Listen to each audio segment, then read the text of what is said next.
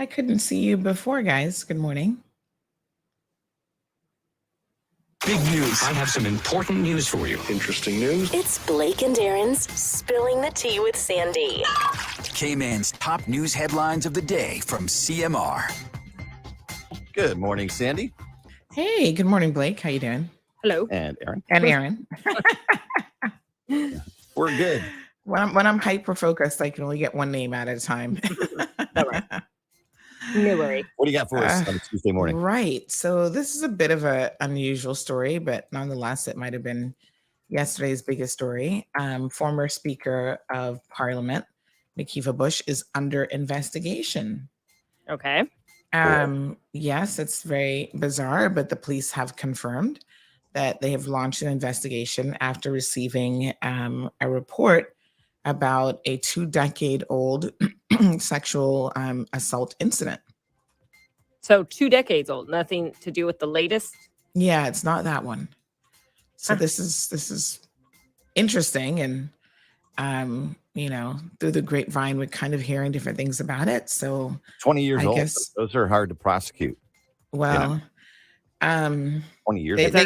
they can be, unless the person has some strong evidence, like maybe some sort of a confession or something that we don't know anything about. So we'll just sit back and wait and see what happens. But yeah, it's shocking in a way and then not shocking in a way, if you know what I mean. Mm-hmm. Interesting. So WORC has been busy. They have tried to clarify a couple things. Number one, they say that medical tests are still required for permits and residency. So they've been making some changes that I think has been confusing people, but they wanted to clarify that the recent announcement about changes regarding the submission of the medical declaration letter for people who are applying for work permits, permanent residency, and Cayman status applications, as well as other types of applications, needs to be completed and signed by a medical practitioner. So in the event that adverse results are found after you do the medical test, the medical practitioner is required to report those findings to the relevant authorities. Okay. Yeah. So Seems like they were supposed to be simplifying the process, and now after this clarification, I'm not really too sure. Did you? So they're supposed to call about every work permit holder. Oh, this person, something showed up on their test now. And they're supposed to I guess call they work. submit. I don't think they call. They probably just submit a letter, some sort of formal letter or something. How will they know if they're a work permit holder or not? It's not their Well- job to check immigration status at the hospitals. Yeah, I mean, no, I guess when you go for the medical and you're applying for that, you have to actually submit it as part of your work permit application. And then the physician has to know to submit. Doesn't that violate some results. sort of privacy laws? Well, no, not with that, because but I would say going to the further end, because what if you don't go to the same medical practitioner? You're saying After you submit? the medical. Yeah. medical So personnel essentially, supposed to call work. Yeah, that's exactly what no, they just said the relevant authorities. So I don't know even what that means. I think If this they're- needs a little bit of further Again, I think that violates some privacy laws. because I You don't know can- what you can't relevant. call somebody and give them your medical information. Well, I Yeah. mean, you can give medical information like we always have as work permit when we were work permit holders. You when we were can doing about that. you. Yeah, when you apply, that's what you have to I know, apply. but, Yeah, but you're I get that. They're not the ones that are meant to call. And Right. I get what you're It's saying. against their oath. But not only that, if you go to And the laws. one and they submit the letter, and then you go to another doctor and you get diagnosed with something, that is the reason for the medicals. Yeah. And then But it's up to how you. are they to know to call? It's up to you if you want to volunteer your medical information. in Exactly. order to I get your think work. what Exactly. I think what needs to happen is we need to invite them on the show And so that they discuss can with fully people. explain this, because it is confusing, and Yeah. I don't know who the relevant authorities are and what they mean by that. Like, I need a solid example to really understand. I what mean, this is. my wife and I go like the same dermatologist, and she won't even discuss my wife's, medical stuff with me. Yeah, 'Cause she's not Yeah, allowed she to. shouldn't. confidentiality. Right, exactly. Yeah, They're not going to be. she doesn't want you to know that the stress that you're putting on her causes her eczema. I think it might be the other way around. Honey child. That's why I'm so itchy all the time. Yeah. Here's another bit of work permit related news that might be interesting. Were you going to talk about the performers coming here? Yes. Yeah, go ahead. Oh no. What All right. You'll listen to this. No. Okay. So effective immediately, visiting musicians, entertainers, artists, performers, whatever category you fall into, will no longer be able to perform in the Cayman Islands through the grant of a visitor's work visa by CBC. So what do they get? So they have to apply. And this is interesting because it was a little bit of a loophole that they've now closed. Yeah. So you basically have to get a temporary work permit that requires a police clearance letter. So basically, we'll no longer have concerts in the Cayman Islands. I mean, no, you know what? They just need to plan ahead because there's been a couple performers. By what? That time I got arrested or what? No, well, listen, a couple performers as of late have done this, where they came in and they went through CBC instead of WORC for their work permit. So the checks and balances that WORC might have been able to carry out were not done. And it's apparently the visitor's work visa that you get can be gotten just like that. Because there are no checks. There's nothing basically that you do. They just kind of have somebody sign off on it. Whereas the temporary work permit is a little bit more of a thorough process. So they've noticed that some people, 14 days. Okay. So, I mean, if you're planning a concert, you should at least know. Well, but if you're an artist that's never been arrested, you're not going to be allowed to come here and perform. Maybe. I mean, you might be able to explain the arrest. Who knows? Okay.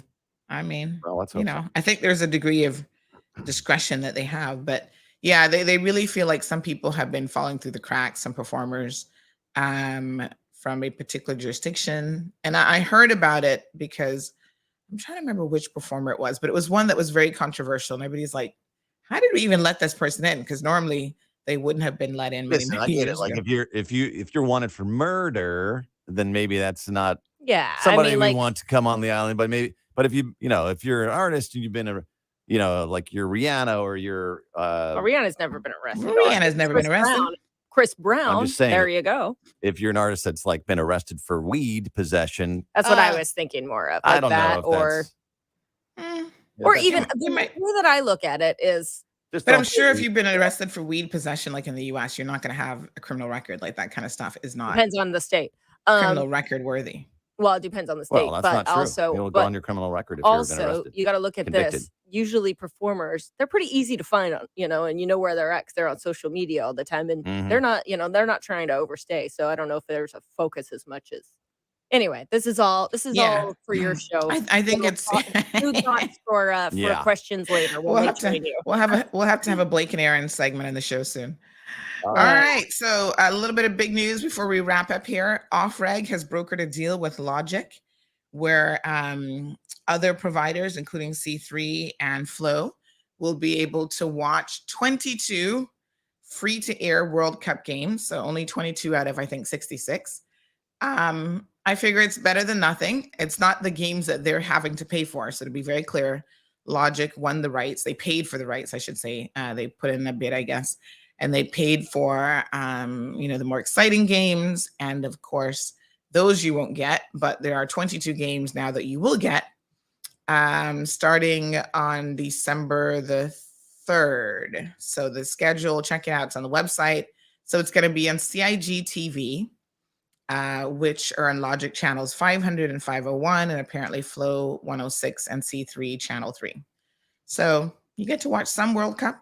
It's a compromise. All right. Kudos to OffReg for making that possible. Very cool.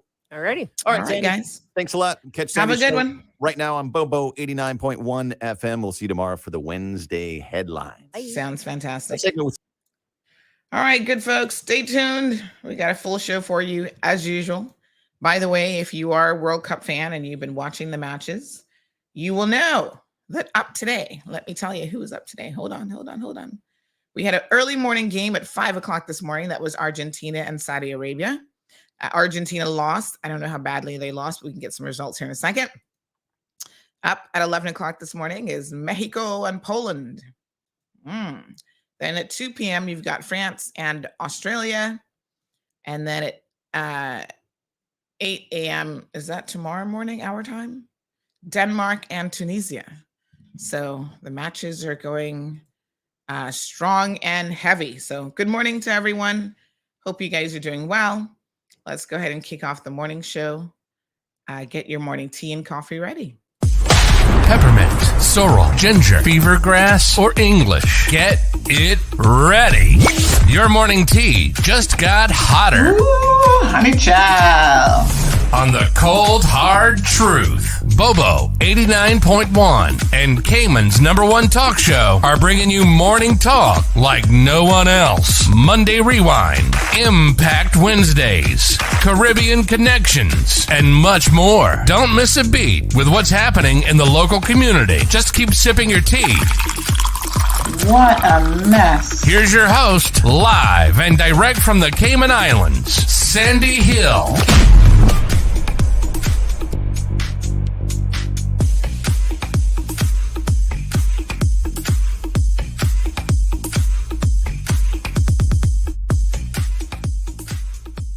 All right, folks. My apologies. I've got my tea handy. Welcome, welcome, welcome. Good morning. I actually forgot that I have a little surprise for you guys. You know, here on this program, we love to do a good giveaway. So I've got something that you're not going to be able to find anywhere else on this island in terms of a giveaway. So you guys got to stay tuned. I'm going to tell you about that here in a second. For those of you who might be listening on radio or Facebook, and you kind of switch between the various platforms, we've been put in a little bit of YouTube jail for the next week.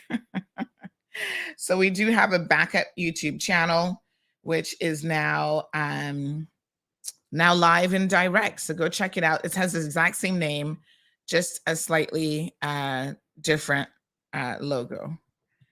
So we got put in jail because yesterday during the show, we were showing, although it was silent, I thought it was going to be okay. We were showing for 4 minutes and a couple seconds a bit of the World Cup match. And apparently FIFA was like, artificial intelligence, lock it down. And there you go. So Facebook, we're okay. Facebook took down the stream, and I think we've re-uploaded it. I'm going to just double check on that this morning. But YouTube actually put us in jail for a whole week for that. I was like, wow, that's crazy. But, you know, there's big money in this. So we're going to welcome our guests this morning. Of course, today is Tuesday. So you know what that means. It's Rundown Tuesday with Health City. And we're going to be talking about something here, chronic back pain, something that I've suffered from. And I can't help but wonder how many of you have also suffered from back pain. I mean, this is quite something. Yeah, I've been there. So let's welcome in the studio this morning. We've got the Chief Business Officer, Mr. Shamari Scott. Good morning, Shamari. Good morning, Sandy. And you were saying you're not sure how bad Argentina lost. The Yes, fact that they tell me. lost to Saudi Arabia is what's bad. It was Really? 2-1. 2-1. Okay. So they Yeah. still gave him a little bit of a fight, but Well, Argentina was a I mean, favored team. Yeah, Argentina's not supposed to lose to Saudi Arabia. So that's a huge, wow. huge upset. Huge upset. Wow. Yeah. Mm. Exciting already. Look at that. World That's Cup. right. That's right. Okay. Well, we do have Dr. Suma. Oh gosh, this last Sumana. name. Shall I go with Paligat? No, we just call him Dr. Sumana. You know, Doctor first name. That's how we Sumana. go. So just Good morning. Sandy. Good morning, Shumari. How are you? I'm fantastic. How are you guys? Very good. Thank you so much. It's so nice to see you. Yeah, same here. So welcome to the program. This is actually a bit of an exciting topic for me because I've been there. I've had back pain. You know, I must say that lately I haven't had anything, but off and on for years. I'm so glad to have an expert in the house because I feel like back pain, you know, chronic back pain is probably one of those things that maybe a lot of us have suffered from off and on for a lot of years. And we tend to, you know, self-medicate and try to be our own physicians and solve these issues. But here we are. We've got you who is the expert on this. So let's And- perhaps start off with a yeah. baseline definition Yeah. of what is chronic By back the way, pain. do you know what is more common than back pain? It's common cold. So it's as common as common cold. Everybody's going to get it. Almost Wow. 80% of the population at some point of time are going to have back pain. And it's a very Right. common thing. Okay. Wow. That's amazing. All Yeah. right. So how is it defined when you say that it's chronic? How do you define chronic? Okay, so any pain that, especially in the back, it can be your Mm-hmm. neck or your lower back, Mm-hmm. for more than 3 months duration is called chronic back pain. Right. So it is acute when it is less than 3 weeks, Mm-hmm. subacute between 3 weeks to 3 months, and anything more than 3 months, and you have been suffering from pain and it has been affecting your quality of life, that's chronic back pain for you. Mm-hmm. All right, very good. So, folks, do not forget that Health City is here, which means that you can call in with any of your questions at any point. 936-BOBO is the telephone number, and we're going to stick up their details on how to reach them should you need to make an appointment with Dr. Sumana. He's here this morning. So, of course, Dr. Sumana comes with the usual accolades that are just, I don't know, Shamari, how do you guys do it? How do you find such amazing physicians? I mean, I Well, feel like you go deep and hard to find them. Well, the great thing is, it's part of the ecosystem that we have as Narayana, which is our head company out of India. So Dr. Shetty, as he once told me, he said, Shamari, when you're doing God's work, good people find you, right? Because I asked the same question, and I said, so how do you find all these great physicians? And he's like, once you're doing great work, once the ethos align, great physicians find us either when they're young or when they're a little bit more mature. And then obviously with all of the protocols and processes that NH has and all of the physicians that we have that are within the A team learn from each other and go through those processes to get great outcomes. And that's what we look at, the outcomes of the physician, to make sure that we are getting the best of the best that come here to be a part of the Health City ecosystem. And we're very privileged to have Dr. Sumana as well, who has a decade of specialist experience. But even outside of that, he's done over 1,600 surgeries. Yes. And when you have that volume of surgical intervention, then you've seen a little bit of everything. So for the most part, nothing will pass you that you wouldn't have seen, and you won't be able to treat within the best complex that we have from a specialist perspective, as well as obviously from an equipment perspective, and having the whole gamut of nursing, anesthesia, if you need surgery. We also have on the back end our ICU that's top notch. So it's the holistic care that we offer at Health City that makes Dr. Sumana shine. Absolutely. So, folks, Dr. Sumana is an accomplished neurosurgeon. He has a primary interest in epilepsy surgery, brain tumors, and functional neurosurgery. Yes. 400 cranial trauma surgeries. Oh my gosh, that's amazing. More than that he's done. That's pretty low, actually. It's much more than that, because back in India, we get trauma almost every day. So if I'm on call, I tend to do at least 1 or 2 surgeries on every call that I have. So 400 is actually a that's very amazing. low number. So chronic subdural hematoma evacuations. I don't even know what that means, but it sounds very complicated.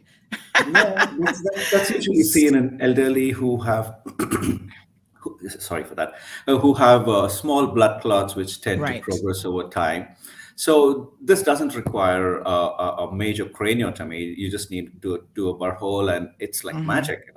They are hemiparetic and they are very bad, and you just do the surgery and they wake up and then it's all good.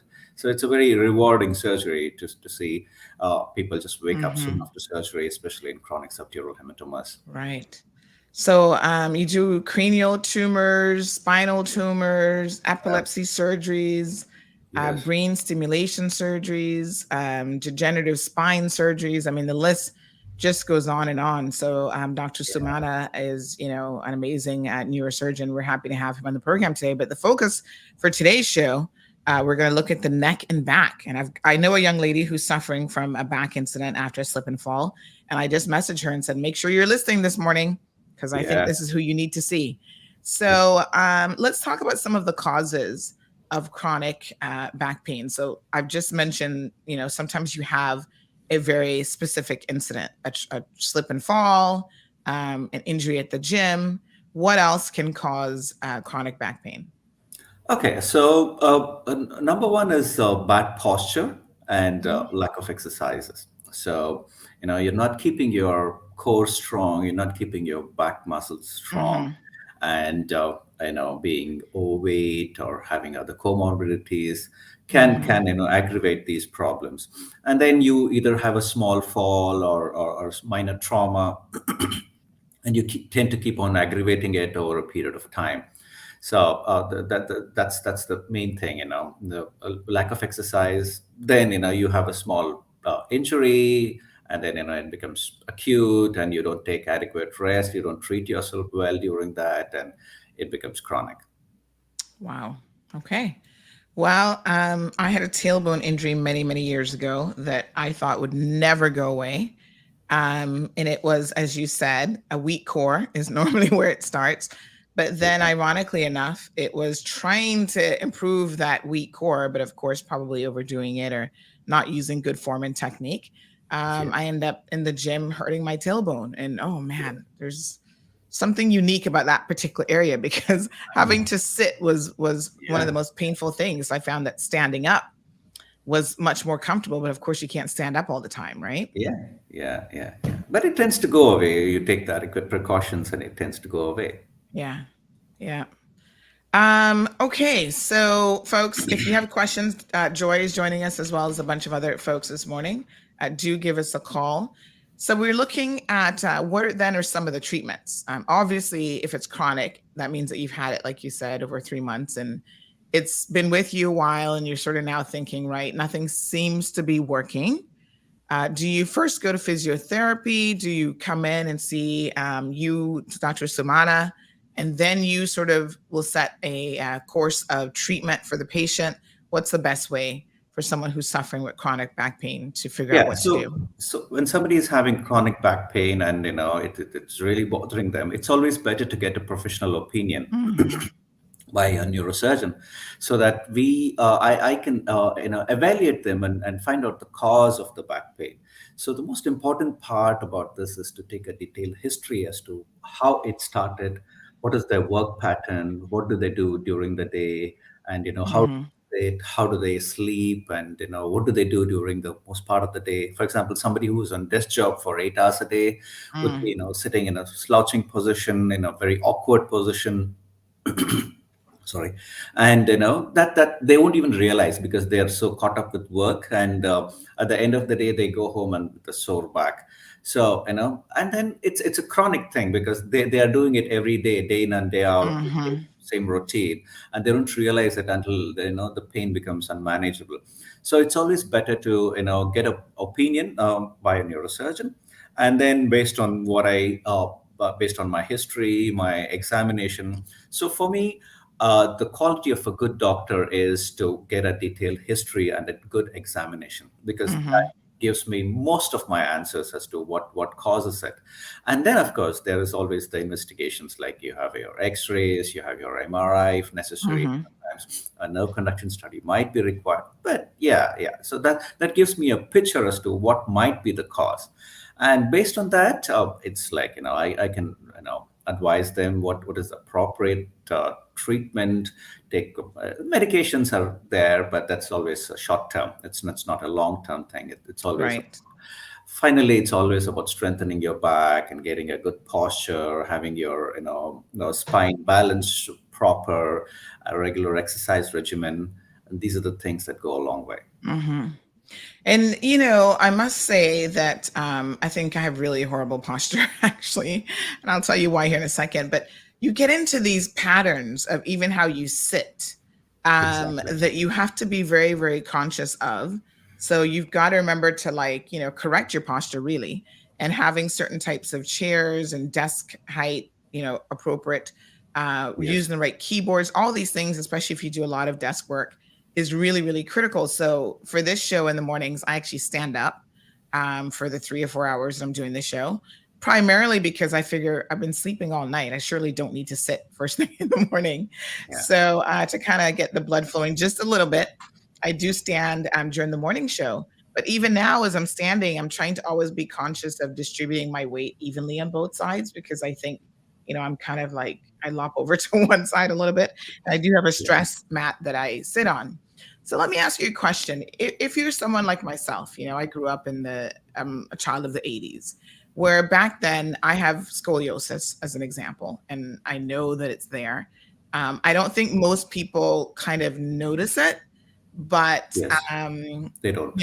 I don't know what percentage it is, but back in those days, they were like, oh, just leave it alone. Like medicine wasn't really that advanced where a physician, unless you had like a chronic situation, even wanted to touch your spine. So they would tell you like surgically, just leave it alone. And sometimes if it was extreme, you'd see children wearing the braces to try to help correct the spinal curvature. Have treatments as it relates to something like that evolved where, Oh yeah, definitely. Yeah. We have fantastic scoliosis surgeries where we correct the whole deformity and straighten the spine to the appropriate curvature that is required.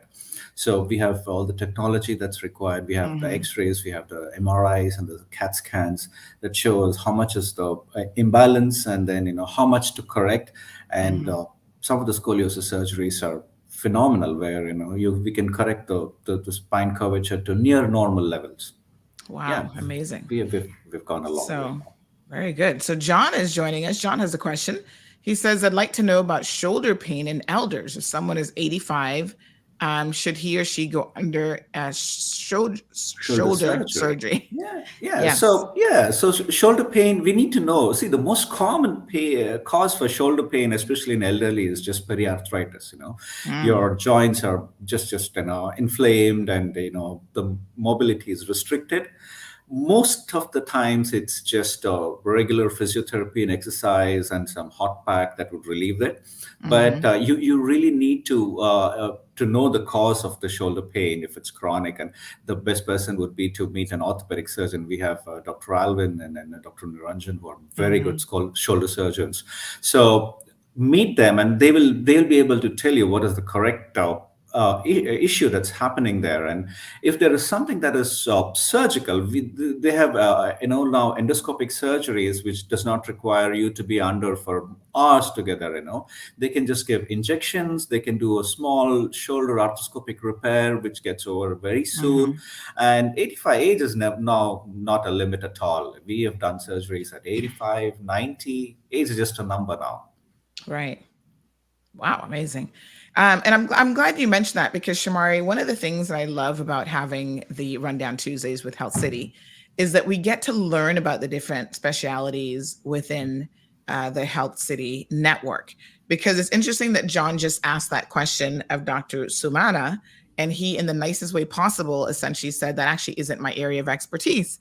But who knew? Like sometimes you think, oh, back. It's like the little, the song that your kids sing, head, shoulders, knees, and toes. Like you think everything's like, okay, that's back. And, so, John, that's a slightly different area, and that falls under. Yeah, but let me also tell you. Sorry to butt in, but even neck pain can also cause shoulder pain. You have a cervical disc, it can cause shoulder pain. It's not exclusive. But, exclusive shoulder pain is very unlikely to arise from the spine. It's more of a local pathology. But if it is so, and then they meet the orthopedic surgeon, Alvin or Niranjan, and then they say, okay, no, this is not shoulder pathology, and you go and meet Dr. Sumana, and he will sort it out for you. So, and having it all under one umbrella, Shamari, is fantastic. That was the point I was going to make, in that the great thing about Health City is that we're looking at the whole individual. And if you come to us with an issue, you may think, right, shoulder pain means back or spine. And Dr. Sumana will see you, and actually, if there are diagnostics, he'll be able to say, you know what, no, that isn't me. However, my colleague, who's also world class, just 2 doors down, will be able to see you in order to help to solve the issue. So at the end of the day, if you present to a hospital because you're in pain, you're not just coming because it's a social outing. Yes, you're in enough pain to want to come to the hospital. Yeah. So we make sure that we get to the bottom of it to actually solve the issue. And there have been many instances. I need to talk to a gentleman who is well known, who sings the praises of one of our physicians. And he said, even though he wasn't a physician that ultimately solved my issue, he was having an issue over a decade and a half and had been to the US and nobody could solve it. But that physician ensured that he solved the issue, and it was a cardiac issue that was presenting in a different way, and we were able to solve it after a month, and then he had a procedure and able to live a better life because of it. So we always make sure it's the holistic view, and that we figure out what's going on and help to take care of it. Fantastic. I was just thinking about when does someone actually come and see you? Do we have to wait until it's chronic, Dr. Sumana, or is it a good idea as the injury happens? All right. So if you feel that your injury has been, for example, you've had a bad fall, and it's just a bruise and it's just a pain, and maybe you just take a couple of Advils or over the counter, and you're taking rest for a day, and and you're getting better, fine. But at the same time, you've had a bad fall, and you have been having very severe pain. You have been having pain that goes down your legs or goes down your arms. That is something more sinister, not just your regular pain at that point. You have some tingling, you have some numbness. These are the points there where you don't have to wait till it becomes chronic. You just come straight away, because you can have what is called an acute disc prolapse with a fall or an injury, or you might be overdoing it in the gym, and you might just tear the disc might just prolapse. So then you will have a very sharp acute pain, which may or may not come down. The problem with an acute disc is that it can cause a lot of neurological deficit, which you don't want to have. So you don't have to wait till it becomes chronic. You just have to come straight away, and we'll sort it out. You can come anytime, 24/7, because we are two neurosurgeons. We are available around the clock and at any point of time. So if you feel that there is really a problem, you don't have to wait for, okay, this is a Saturday evening, and then I need to wait till Monday. No, you don't have to. You just walk straight to the triage. We have our triage doctors, and then they'll just call us, and then we just come and see. We all it might take is just an X-ray, because when I examine the patient, I will know, okay, so this is something that I need to be worried about, or no, that's just fine. You just need to just take some muscle relaxants and go home. So that's when you will know your pain. It's not your usual pain. Oh, this is something very different. Come straight away. Don't wait for 3 months or whatever. Yes. And I've heard of instances where people thought something was minor. And of course, when they go in and they see an expert such as yourself, who does a proper examination and proper exploratory test, then they find out that maybe there's a fracture there, or there's something a bit more going on that does require immediate medical intervention. Yeah, I've had patients who have come with some vague pain, and when I examine them, I find that something is off.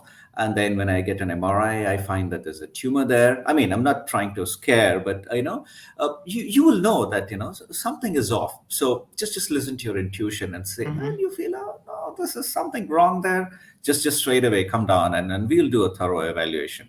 And you will be at peace after that. At least you will know the answers to your questions. Yes. All right. We've got Aliano, who says, I don't like going to the hospital, but I've been dealing with neck pain that would make lesser people cry. Major stiffness and cramping all the way to a left section in my chest. Wow. That sounds like, Aliano, you need to go and see Dr. Sumana.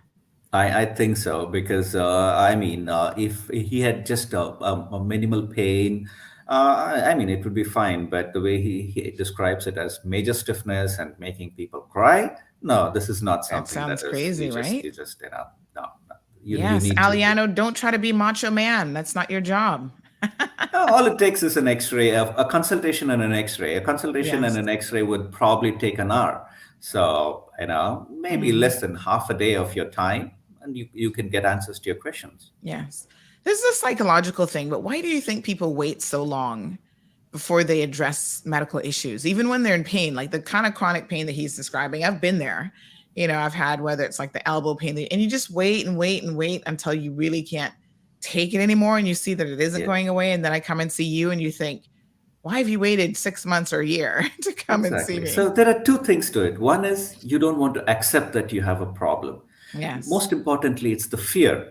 Okay, you have a fear of you go there and you fear that there is something that might be far worse that might come out with the consultation.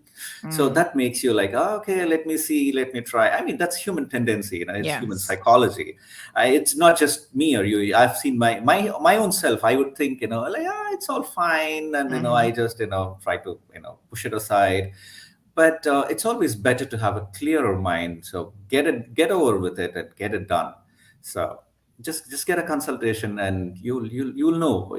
Our doctors are fantastic. So every one of them they make you feel at home, and they make you feel nice, and they sit and listen to you. So you will have a wonderful experience. Yes. All right. John has a question. Shamari, perhaps you could assist with this one.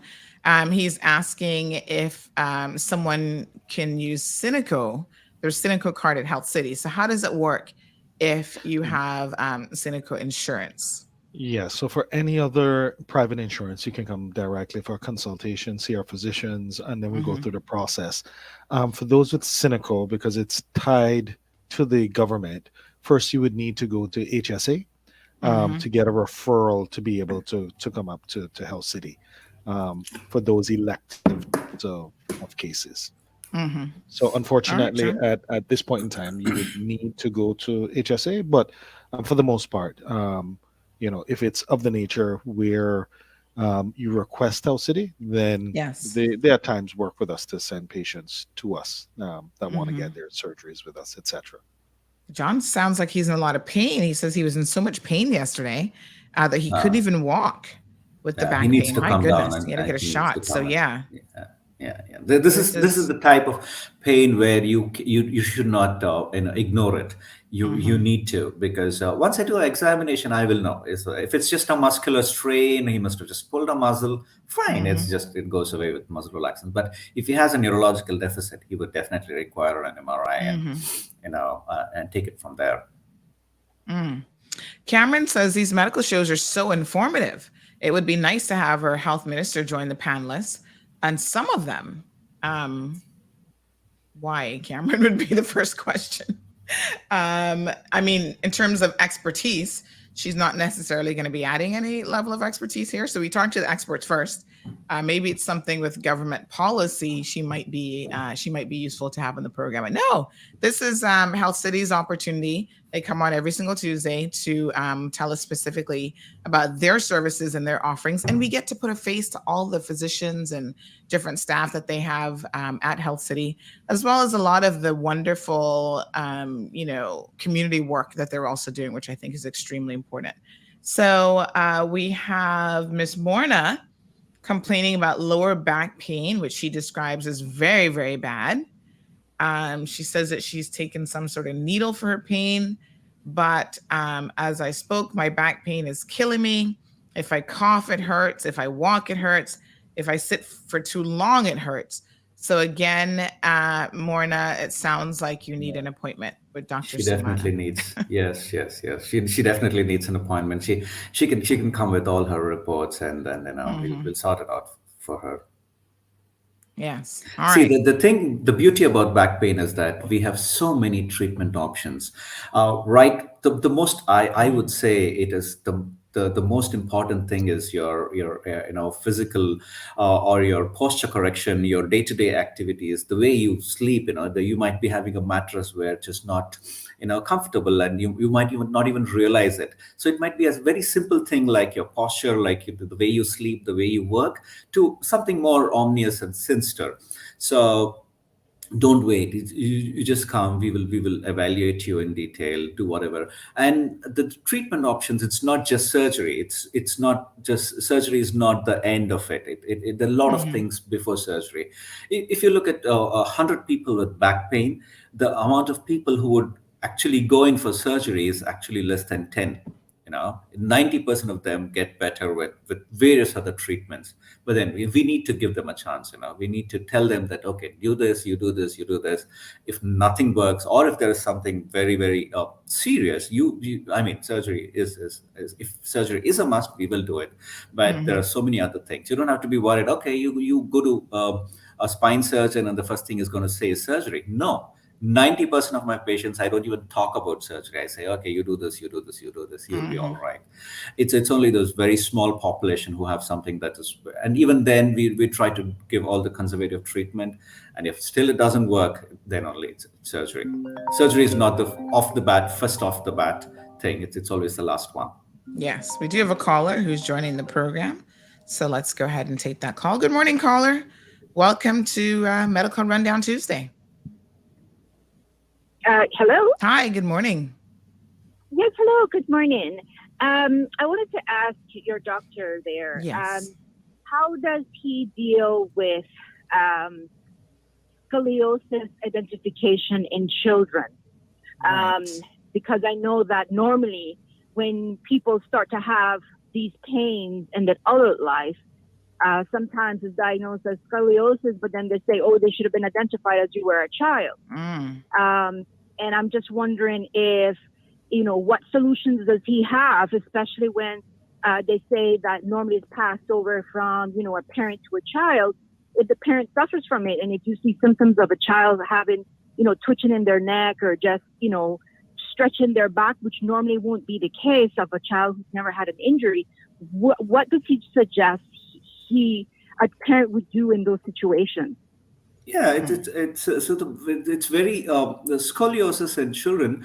It is very easy. You just need to have a thorough physical examination. Most of the times will tell us, just based on looking and palpating the spine would tell us how the spine is. And a detailed examination of the child would tell us where exactly the pain is, what it is pushing towards, and what is causing the symptoms for the child. And after that, a simple examination like an X-ray would tell us if there is scoliosis or not. Okay. Okay. Thank you. And that's all I have. But I wanted to make a suggestion to you, Sandy. Yes. Thank you. I know that there was one of your listeners suggested to have the health minister on. Yes. I'm very curious to not only have the health minister, but also who deals with health insurance. Because one of the factors and reason why people do not seek medical attention is because the insurance doesn't cover it, or they don't have enough coverage in their insurance. And one of the recent cases that you brought up with Cayman First, they're one of the major individuals who they don't cover pre-existing conditions. And I'm a victim of that. And I'm just wanting to know, basically, what is the ministers doing? Because they had mentioned this in their, political rallies that they wanted to address some of the medical conditions. So I want to know, as a citizen, what is being done, if anything, any progress in regards addressing health insurance and how they cover individuals who pay a very high premium, who is consistently receiving higher premiums every year, and how we can address those health issues. We have the expertise here in this island. We just don't always seem to have the enough funds to pay for this expertise. So I just want to know, it's a great suggestion. If you could bring one of those or two of them, because I believe Chris Saunders and also the minister, to see how far they've gotten in that polite that they said that they were going to do. And that's all I have to say about that. Well, thank you so much, caller, for that. I appreciate it. Thank you. And a lot of people are in agreement with that caller. So elected officials, I trust that you are listening to the program, or someone connected to you is listening. So we've had a call for the health minister. And to be fair to her, she's probably been on more than any other minister other than the premier. But, this is now specific to, the interesting thing about her is Cineco doesn't fall under her. And I think this is one of those things where people need to be educated. And this is why we need them on the program. And we need some of the civil service arms, the Health Insurance Commission, and so on the program to know who's responsible for what, because it's a lot of people get confused and they think because she's the health minister that Cineco falls under her. It actually does not. We've had to correct people so many times with that. Who it falls under is Chris Saunders. And we continue to have an open invitation to Mr. Saunders. He seems to be a bit shy. We continue to invite him on the program incessantly. And he's not yet found the time to come. So that's all I can tell you is the invitation is an open invitation, in fact, for all government ministers, all government departments I know the strategic advisor for the premier, Ms. Pilar Bush, has been working on trying to organize something on a weekly basis where maybe they kind of rotate in and out. The last time we had a few people on from the National Drug Council and some others, once again, they fell under the ministerial responsibilities of the health minister. And it was a fantastic show. People learned a lot, and you guys asked a lot of questions. And as the caller said, you know, the elected arm, there's two arms of government. They're the civil servants and the bureaucrats and the administrators.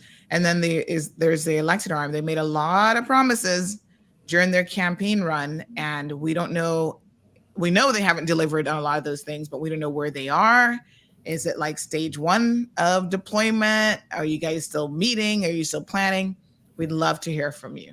So Cameron, Morna, an answer was just asked and answered a few minutes ago. I think you might have just missed it about Cineco. So when you have Cineco, because that's government operated health insurance, you need to come with a referral. So in other words, it's tied into the HSA, and they will refer you on to other experts that are available at Health City. Cameron says we have some awesome doctors, but administratively, we have a lot of issues.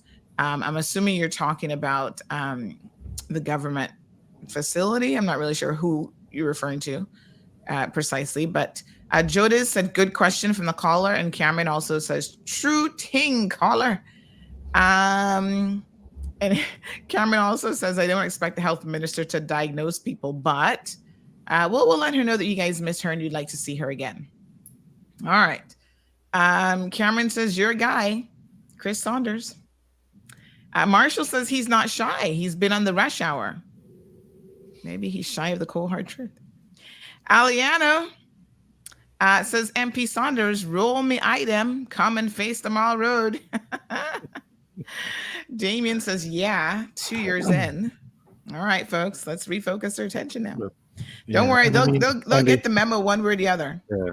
And Sandy, I think, like I said, I think Minister Saunders had announced maybe a few months back some reworking of Cineco and that system and some exciting things. So it would be good for you to probably get Deputy Premier Saunders as well as obviously the health minister based on some of the questions that are there. And when it comes to health insurance, you do have the Health Insurance Commission that could speak to some of that as well. So I think those are all great suggestions. And at the end of the day, you know, we as the Cayman Islands have a good ecosystem, but it would be so much better if people could come and explain so that they can understand what their rights are. And even when it comes to medical insurance, sometimes it depends on the plan that you have based with the different categories. And that's why it's important to understand exactly what you're getting within the different categories, because they have caps, yearly caps, some have copay, some are full coverage.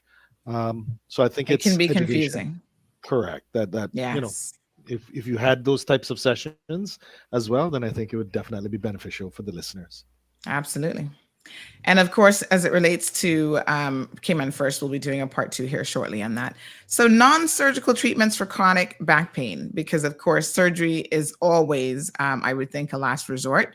If there are other things, Dr. Sumana, that will work for you, I'm sure you will recommend those to your patients first. So let's just run through. We do have a list of some of what those things are. Physical therapy. It works wonders. Yep. Yeah, absolutely. That's the backbone of a spine surgeon or an orthopedic surgeon in any hospital, because we just do the part. Even in a patient with surgery, he would require physical therapy afterwards, and many times before surgery too. We just advise them physical therapy. You meet my physiotherapist, and they will put you through the correct.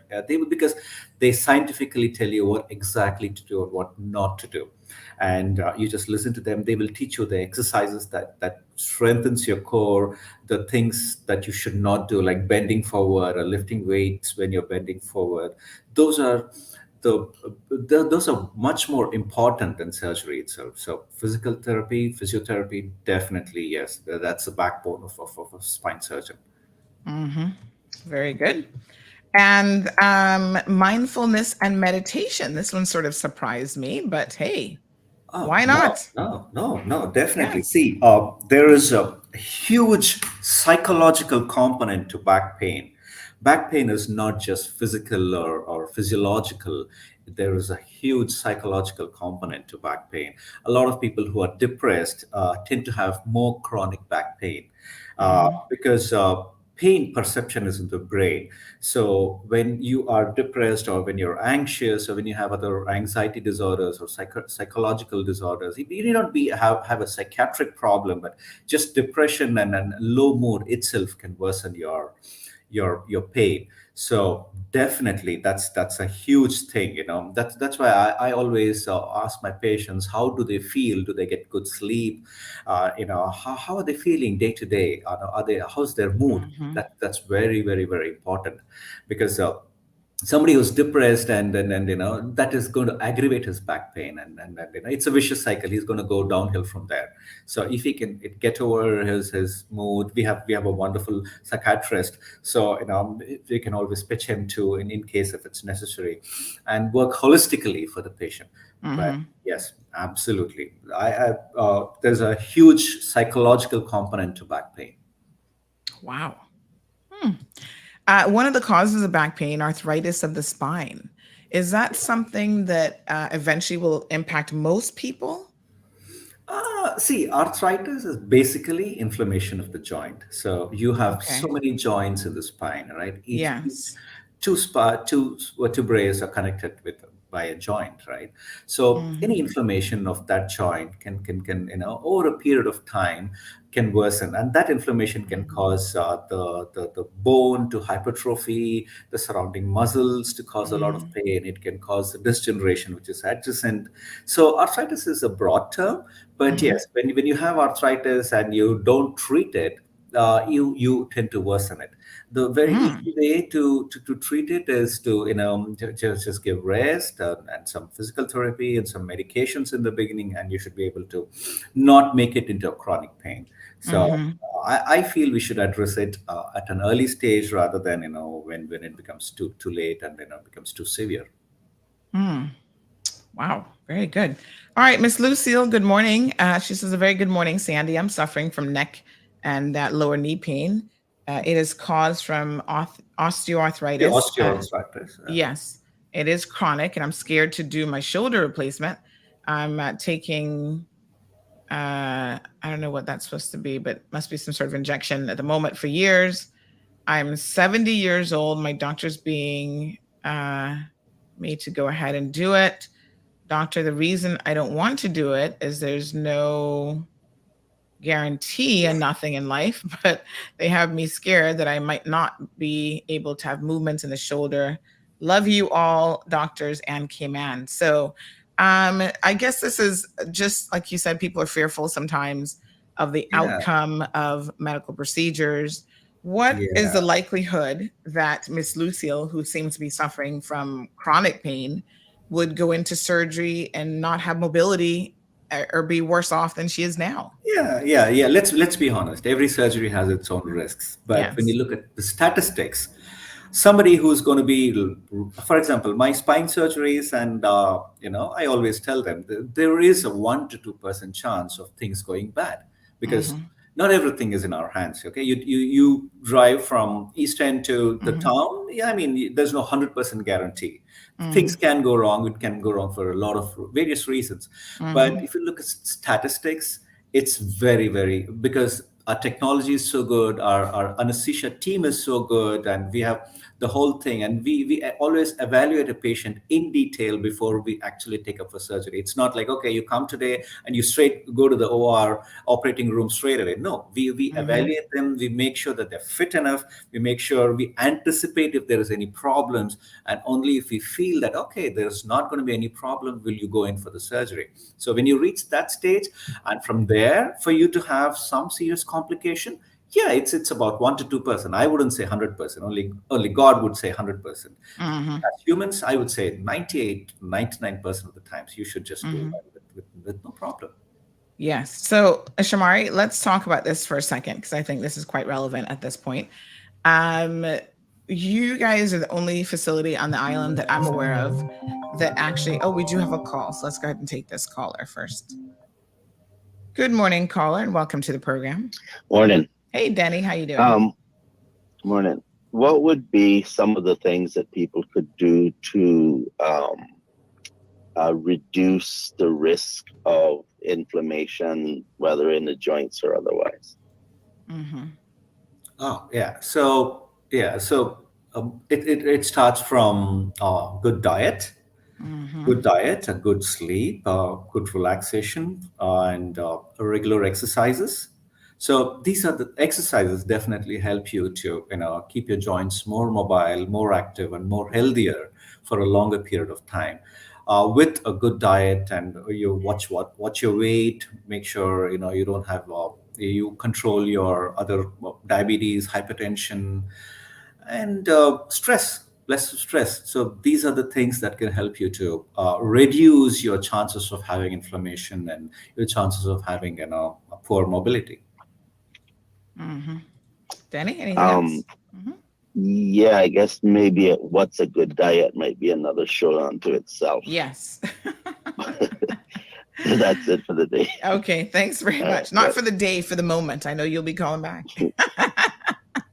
All right, thanks so much. So yes, there are certain types of food that we're aware of that helps ward off or fight inflammation in the body.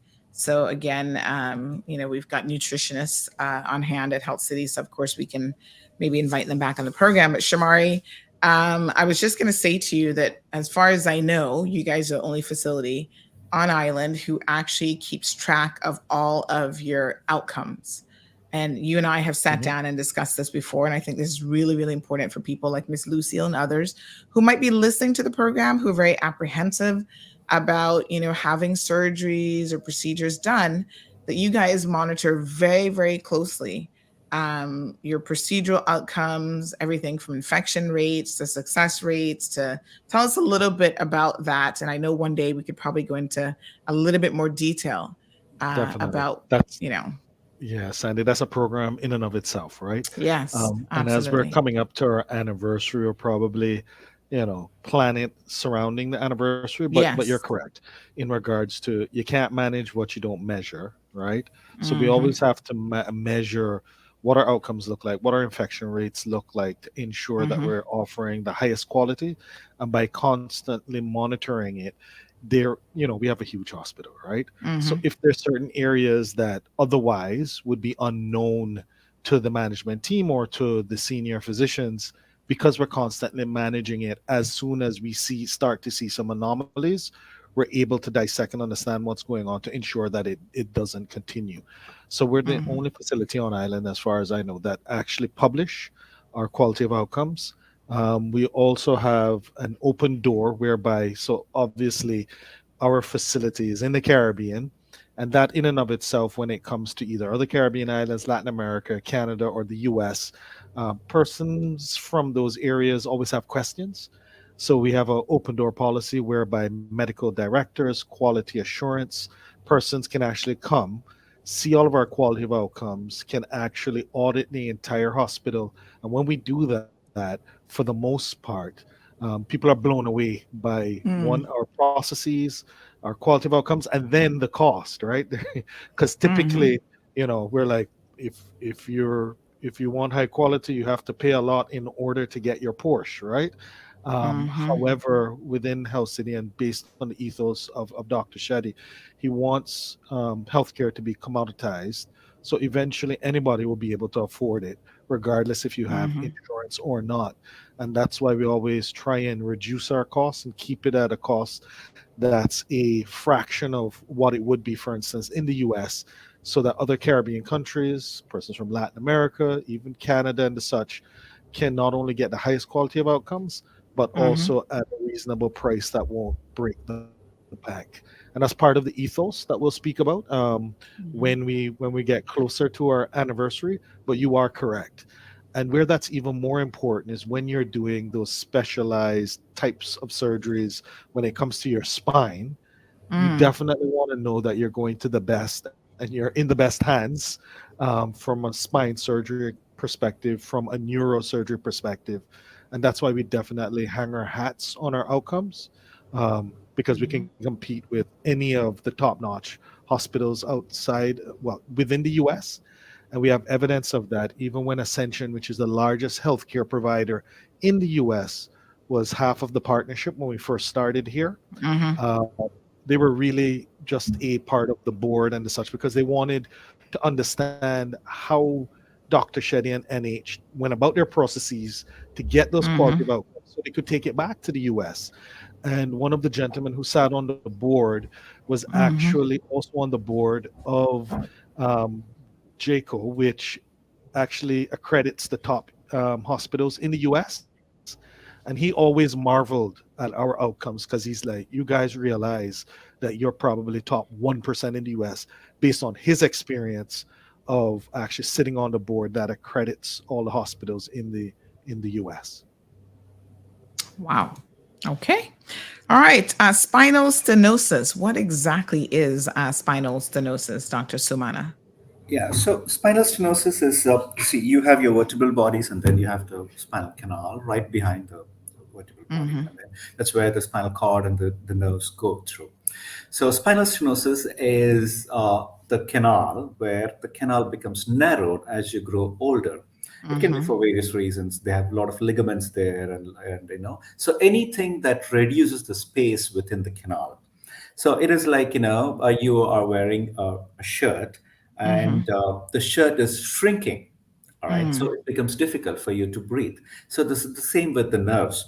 So some reason, either it's a degenerative or a disc prolapse or trauma. So you reduce the space. So what happens for them is that they have difficulty in standing for a long time or walking for, say, 50 yards, 100 yards, and then they get pain. They usually present as back pain on standing for 10, 15 minutes or walking for 50, 100 yards, and then they need to sit down. So when they sit down, they relax. The pain comes down. But again, they start walking or standing, they get this pain. That's because it's like, you're wearing a very tight jacket and you are just able to breathe. But I ask you to run a marathon wearing a tight jacket, you will not be able to. So the same thing, the same concept works there.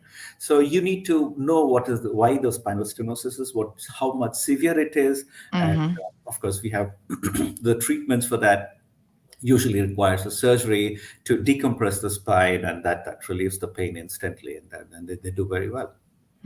Okay. How about herniated or bulging disc? I mean, we hear people all the time talking about, oh, I've got a herniated disc. What does that even mean?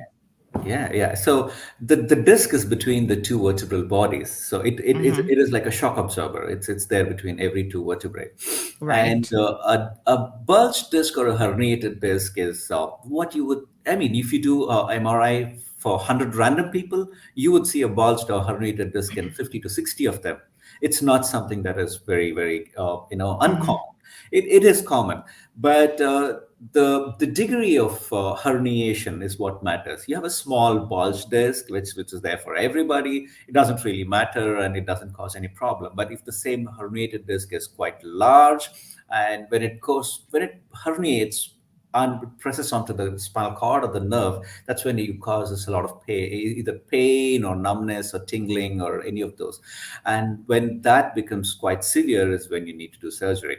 But if you look at the general population, everybody, a lot of people are going to have disc bulges, herniated disc. That really doesn't mean anything unless you're symptomatic about it.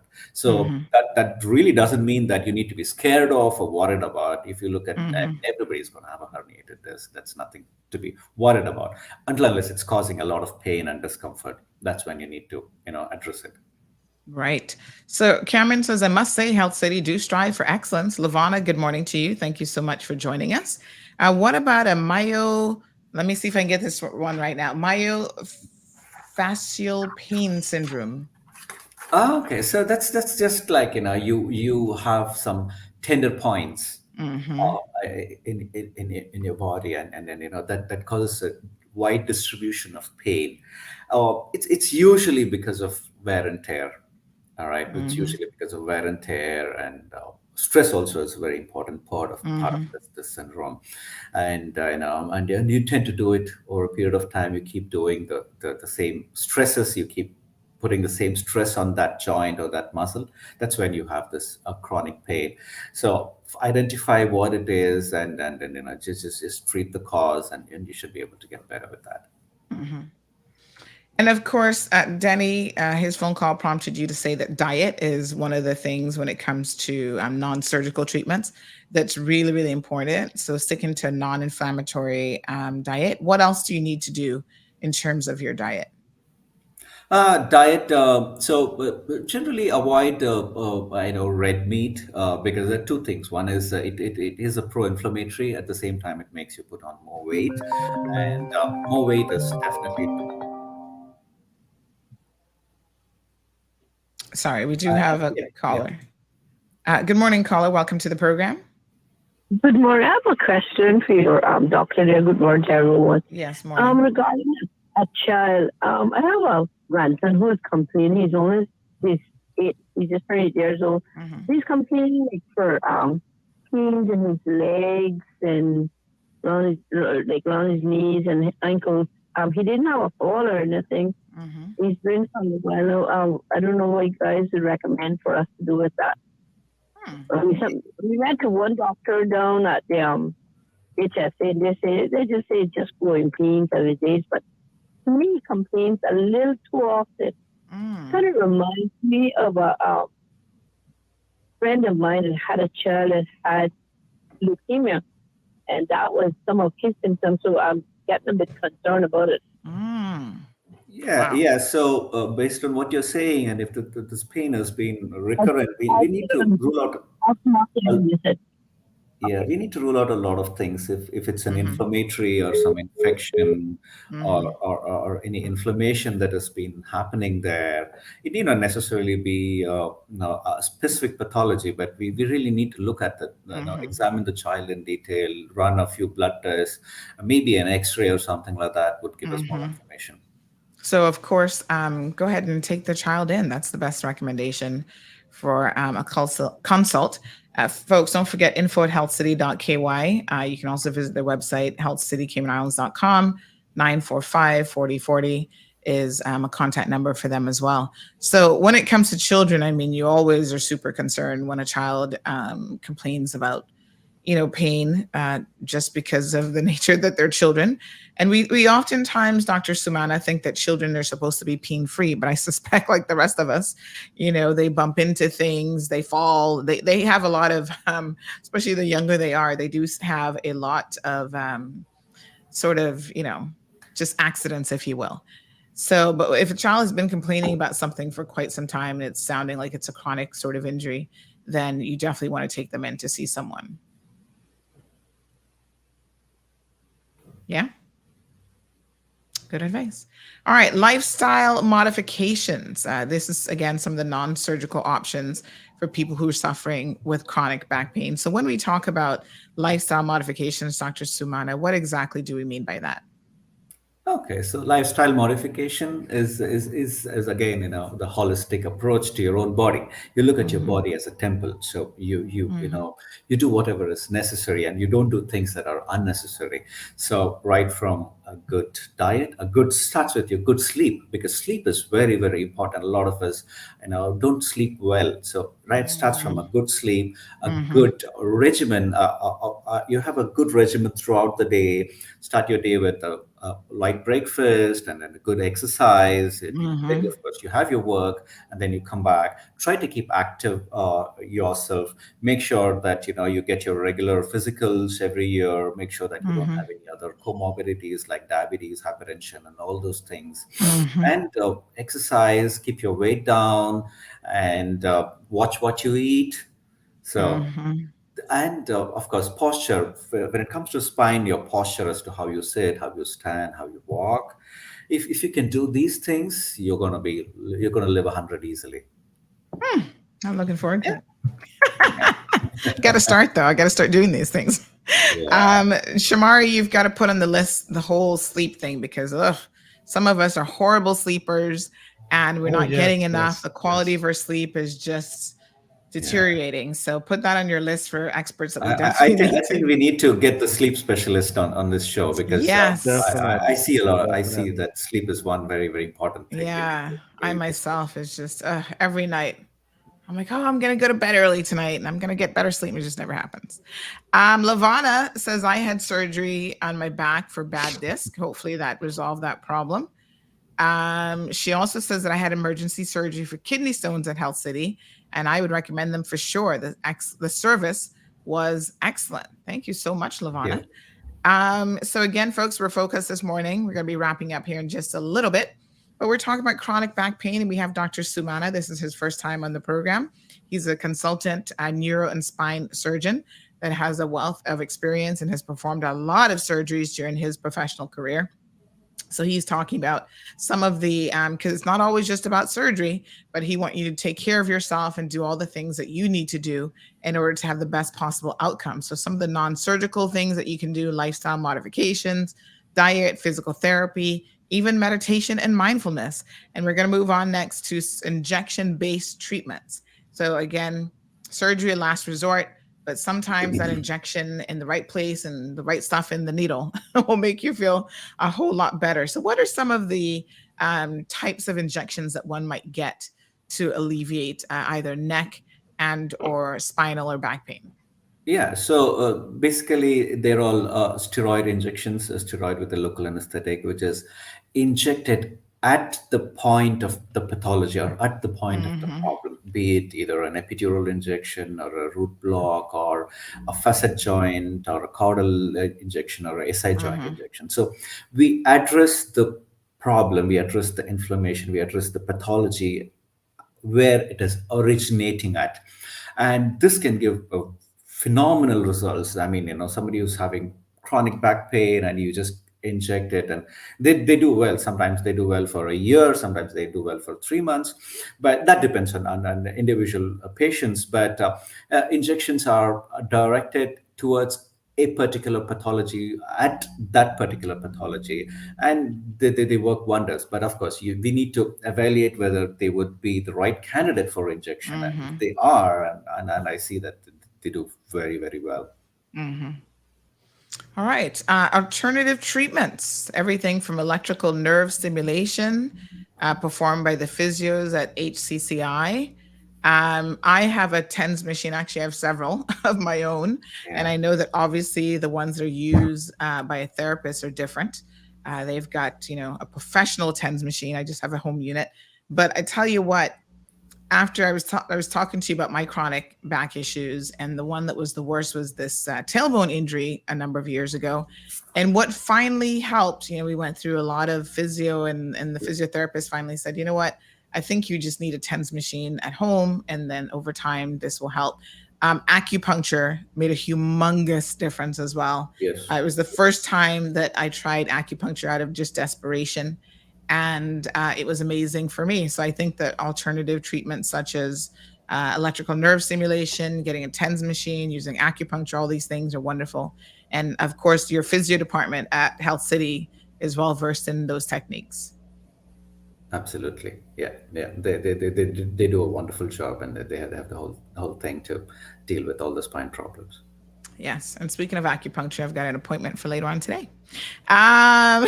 So pharmacological treatments. This means you're going to have to take some medication.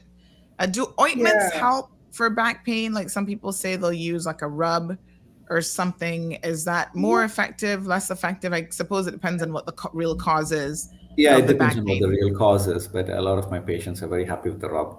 They say, oh, give me that rub, prescribe that rub again, and it feels wonderful. So basically what it does is it just takes off the pain perception from that particular area, and you feel good. So basically, spine problem is all about pain, right? So you need to do something which takes away the pain. So anything that works. So it can be anything, right? From just your posture correction to your physical therapy to your medications. Medications generally, I don't like to prescribe them on too many medications for a too long time, because I don't believe in them. I believe in a more holistic approach and more long-term results with working on yourself with either exercise and physiotherapy and those things, rather than medications. Of course, everybody will need medication when it's an acute pain and where you need to get over the pain. You will definitely require medication, and that's for a short period. It's never a long-term solution. Right. All right, folks. So we've been talking this morning with the good folks over at Health City as part of our Medical Rundown Tuesdays. Lots of information this morning. If you suffer from any sort of back or chronic neck pain, Dr. Suma is available for a consultation and he'll get you all sorted out. So go and do see him. I must admit that I've been relatively pain-free in the back area, at least for a little bit. So I'm thankful for that. Because trust me, back pain can be debilitating. It can really impact the quality of your life. And I see that some of you, based on your comments this morning, understand that sentiment. And it sounds like you're suffering from severe back pain and chronic back pain. So please make your appointments to go and speak to Dr. Sumana and see if he can help you out, because until you've experienced a chronic pain, you don't appreciate when people talk about it. Trust me. Some people are like, oh, I used to be complaining about back pain again. Ooh, when you've been there, it is something unique. So thank you so much again to Dr. Sumana and Shamari, who joined us. He is the Chief Business Officer at Health City, bringing us all these very, very informational and useful segments here on Medical Rundown Tuesdays. They'll be back next week with lots and lots of information. So Shamari, we really appreciate these. They're always so incredibly informative. Trust me. Definitely. And the way I know people are listening is when I don't come on the program for a while. Yes, they're like, we miss you. They're like, wait, what's going on? You left Health City or what? I hear other people. So definitely look forward to it. And thank you, Sandy, for having us as always. Thank you, Dr. Sumana, for coming on. Thank you so much. And bestowing all of your knowledge. And Sandy, we look forward to always bringing, great physicians and or topics every Tuesday right here on Medical Rundown. Absolutely. And Lavana says, I wish back pain on no one. She says, trust me, it's not nice. All right, folks, that was Dr. Sumana joining us again, consultant, neuro and spine surgeon with a wealth of knowledge and experience, and Shamari Scott of Health City, Chief Business Officer. Thank you both, gentlemen, and have a fantastic day. Thank you. Okay, Bye-bye. Take care. All right, absolutely wonderful. So Cameron has me cracking up here. Cameron says, Sandy be administering shock therapy on Anna every day on CMR. Cameron, I got a joke for you that I'm going to tell you here in a second, but why don't we go ahead and just take a quick commercial break. We'll be right back after these messages.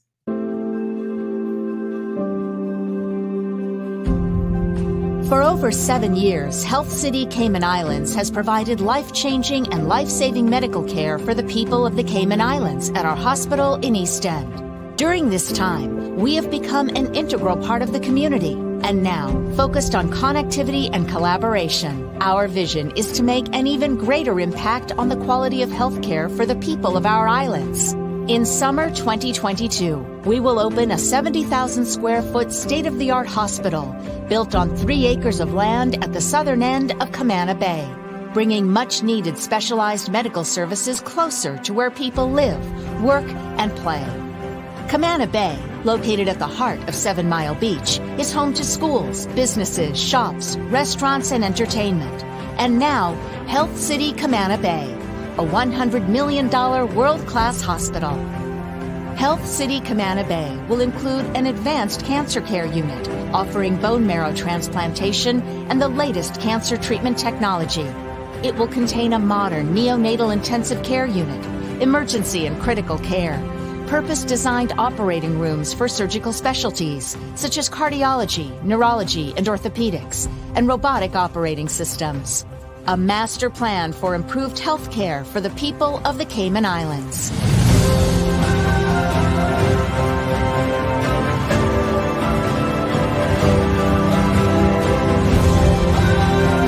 Ready to meet the needs of our patients here and now, we have already established a footprint in Camana Bay with the opening of our clinic. Offering short wait times, extended opening hours, including evenings and weekends, and the ability to see our world-class doctors closer to where our patients live and work. The clinic has bright, comfortable waiting areas and treatment rooms, friendly staff, expert care, lab services, and diagnostics.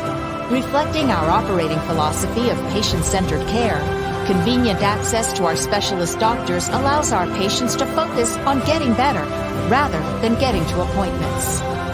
With our unwavering commitment to our community and the thousands of patients who trust us to care for them, we look forward to building healthier communities in a place where life unfolds, blossoms, and thrives.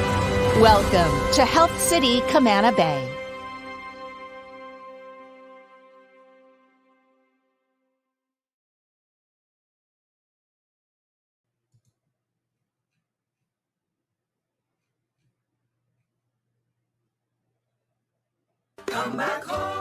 It's November, and November is Gimme Story.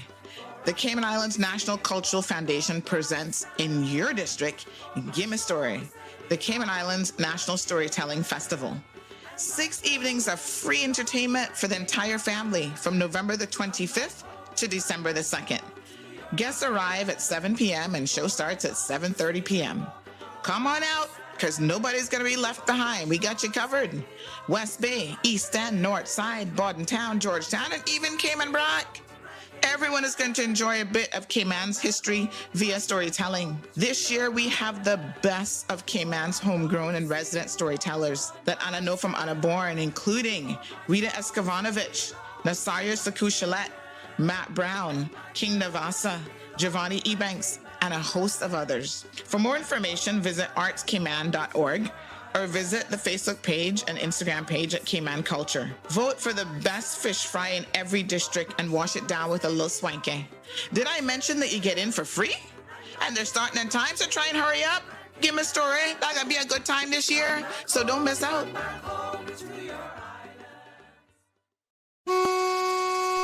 Get ready, sports fans. The Cayman Islands Classic NCAA Division I basketball tournament is back at the John Gray Gymnasium from November 21st to 23rd. Come out and enjoy 3 days of nonstop competitive basketball action featuring Kansas State, Western Kentucky, Rhode Island, Nevada, Tulane, Illinois State, Akron, and LSU, who will battle it out on the court for the coveted Cayman Classic Tournament trophy. Witness as some of college basketball's best coaches rally their teams together in this 3-day head-to-head non-stop competitive basketball competition. Get all your tournament passes and general admission tickets today online at eventpro.ky or CaymanIslandClassic.com. November 21st to 23rd, presented by KMAX Sports and proudly sponsored by the Ministry of Tourism and Transport, the Ministry of Youth, Sports, Culture, and Heritage, Tortuga, The Westin, Smoothie King, Cayman Cabana, Captain Marvin's, Cost You Less, Fast Signs, and Flow. Crichton Properties is one of Cayman's most trusted real estate companies for over 50 years. We offer a diverse selection of property listings and help our clients navigate the world of buying or selling their properties with confidence. Crichton is a name you can trust with our excellent customer service and family-friendly touch. Contact us today to list your home, land, or condo for sale by calling 949-5250 or email info@crichtonproperties.com. Crichton Properties, a trusted Cereba member. All right, folks, welcome back to the Cold Hard Truth. Good morning to you. Let's get this train on the road. Choot choot. All right, here we go. What's been going on? So, like I said yesterday, we got a little bit of trouble with YouTube and Facebook. I did not realize that without audio, but man, that just demonstrates to you how amazing this artificial intelligence really is. I'm just like, what? 4 minutes and what was the thing that it told us? 4 minutes and 32 seconds. You played something that FIFA has the rights to. I was like, what a hot mess. So yeah, they locked us down for it. Wow. These companies really, they're protecting themselves, honey chill. So anyway, we're fine on Facebook. It's just that YouTube decided to put us in timeout for a week. So we do have a backup YouTube channel. Just search for it. We're live on there, and I see a few people on there this morning. You can find it just by typing in Cayman Mall Road on YouTube. And if you want the direct link to the channel, just WhatsApp me, and I'm happy to send that to you as well. So super interesting discussion so far this morning, but of course we have so many interesting things that are happening in the community. So let's talk about this next one, which is kind of one of those things that makes me go, yes, makes me wonder what's going on. So on Friday, we, had a bit of a shock and surprisation, as we say, when we found out late on Friday evening that 2 physicians at Doctor's Hospital got into physical altercation. Well, Lord of mercy, what a mess. When I first heard it, I thought to myself, were they looking outside their window at all of that traffic and getting upset because of the traffic? That might drive them to physical violence. That might make them crazy. I'm not really sure. Turns out it didn't have anything to do with that. And we're still trying to figure out exactly what the fight was about. But here's what we know. We can only tell you what we know is apparently there's some disagreement between Dr. Robinson and Dr. Isak. And it resulted in Dr. Robinson putting hands, and not in the Holy Ghost kind of way, but he put his hands on Dr. Isak. Now, people are torn between this. Here they are. Dr. Robinson is on your right. Dr. Isak is on the left. Actually, Dr. Isak has been on the program before. Do you guys remember this? He came on the show and he was talking about MS. Yes, back in the day. So this is a little bit of a crazy situation because, as you can see just by looking at the two, one is much younger than the other. Dr. Andrew Robinson, I don't think I've ever met him, but he's supposed to be young and fit and, and Dr. Isak is an older gentleman of a mature age. I'm sure still fit for his age, but he's not in his 40s. He's like in his 60s. So, when you grab somebody's arm and twist their arm and, want to put them in a headlock and that sort of thing, when they're in their 60s, you might be giving them chronic back pain that then they have to go over to Health City for. My gosh, what a mess. So they've been keeping this under very, very, very tight. I mean, the lip tightness of this situation has been quite shocking, but not entirely so. Because, of course, we would understand, why they would want to do that. Reputational damage. I mean, it really makes them look less than professional when you hear about 2 physicians fighting. You're like, what? Now, what I thought was interesting is y'all wanted to take sides on this topic. A lot of you, it seems like, might be familiar with Dr. Robinson, and you're saying, well, somebody must have pushed him over the edge. And I thought, I had to chuckle because I'm like, yeah, I wonder if y'all thought somebody pushed Tiffany over the edge too. Really? You cannot justify unprovoked. And when I say unprovoked, I mean, if a person doesn't lay hands on you, and again, I don't talk about the Holy Ghost kind of hands, if they don't physically touch you or assault you, you should not be laying hands on them under any circumstances. And I don't care. I get it.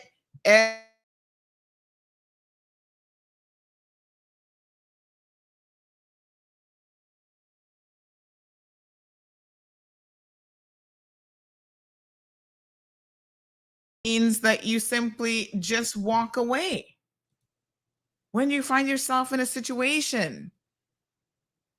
You've got to learn to walk away. Trust me. If y'all know how many times I want to thump some of y'all when I hear foolishness, I can't go around just thumping everybody. I would be in jail. Ugh. Actually, I have a lot more patience than people realize. Sometimes I think I have the patience of Job.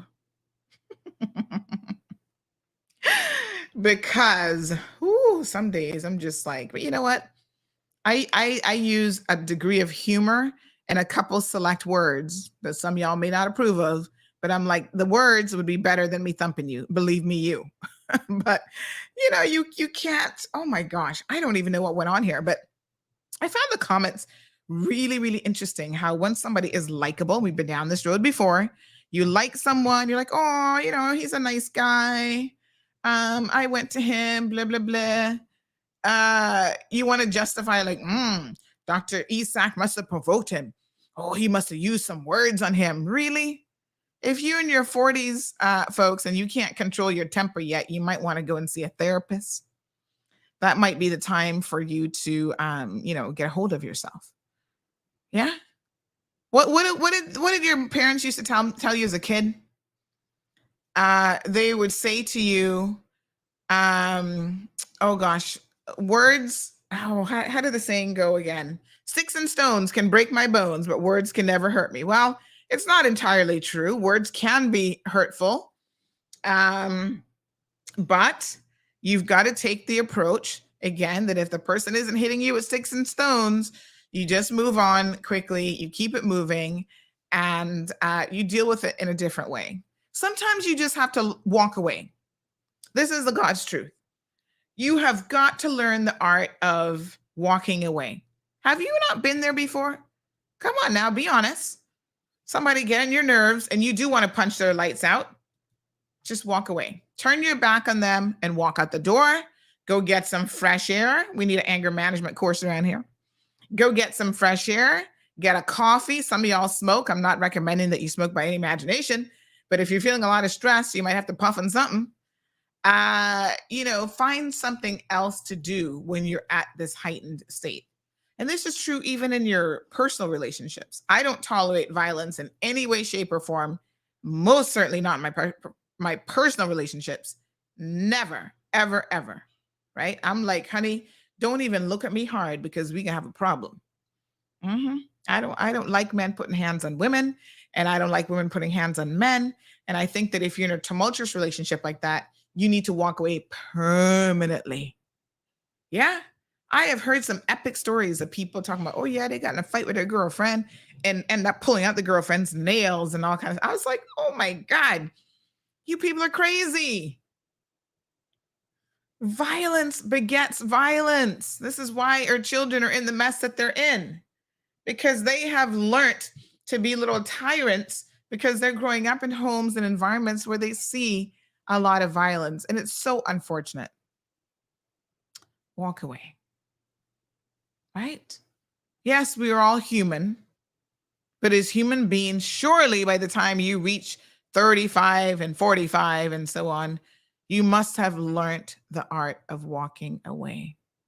What could someone say to you that would make you punch them out? This is today's question of the day.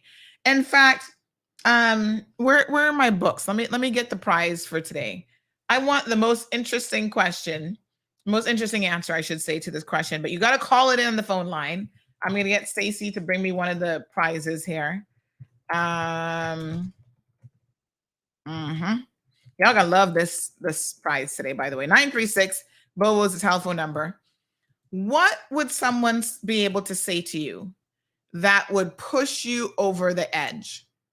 Come on now, let's be honest. Miss Stacy, grab that book for me, because y'all gonna love this prize today. The question of the day: what would someone have to say to you that would drive you over the edge? Looking for the best response, and you're gonna get a prize that just arrived on Island. You guys are gonna be super excited about this, especially if you're a reader. You're going to love this. Well, I'm thinking to myself, what would someone say to me? Words that would put me over the edge. It would have to be something related to my child. They can say whatever they want about the husband. That's not gonna matter. Probably if they said something about my child, but even that, I'd be like, what? Just keep it moving. Miss Lucy says, tell me about my mom. Stacy says, when you mention my kids, but y'all got to call it in order to win the prize. You have got to call it in. 936 Bobo. Marshall says, talk about your mama. Gabby says, talk about my children. So when you become of a particular age, the mama stuff no longer bothers you. But I do know when we're younger, people talked about your mama. Those are fighting words, right? On the playground. At my age, I'm like, you can talk about any other family member. But it would probably have to be even something more than just talking about my child. You'd have to like maybe threaten my child in some way. And then I would be inclined to maybe punch your lights out a little bit. Good morning, caller. What could someone say to you that would put you over the edge and make you want to punch him out? Well, ask your mother. Oh, okay. Do you have kids? Could they say anything about the kids? Or you're still if they say anything about your mama, Yeah. you gonna get me. Yeah, anything. Yeah, exactly. Anything too late. All right. So she said, don't talk about her mama, honey child. Ask your mother. All right, mama. Let's see what other ones we get. I recognize that voice, so I'll let you know if you're. Ask your mother. I hear you. Okay. All right. Let's see. We got another caller here. Good morning, caller. What would be some real fighting words for you? Anything set you off? Who you think you is? What? That's it? And that's all you need to think. Who you think is? I'll show you. Gosh, it didn't take much to set you off. Who you think you is, and then you can just punch him. Yeah, it doesn't take a punch. I can start when we're too. All right. Let's get some more responses, folks. We got a prize coming up.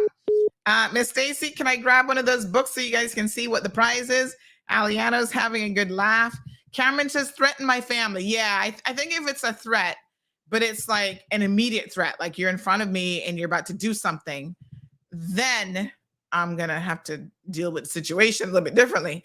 But, people say some stupid stuff. And I think that we need, Amari says if they call her a bastard, really? That's offensive? That to me, that's not an offensive word. I'm just like, okay, well, technically, when you look up the definition of bastard, yeah, I might be, but what's your point? I don't know that I'd be offended by that either. Lavana says if they touch your children, but I'm talking about words because the story in the street is Dr. What's his name? Asak? What's his name? Isak.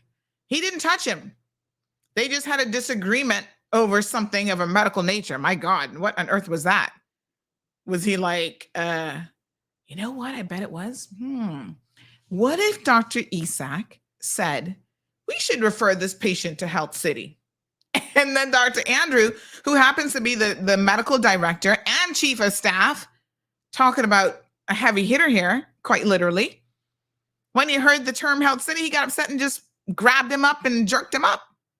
What a mess.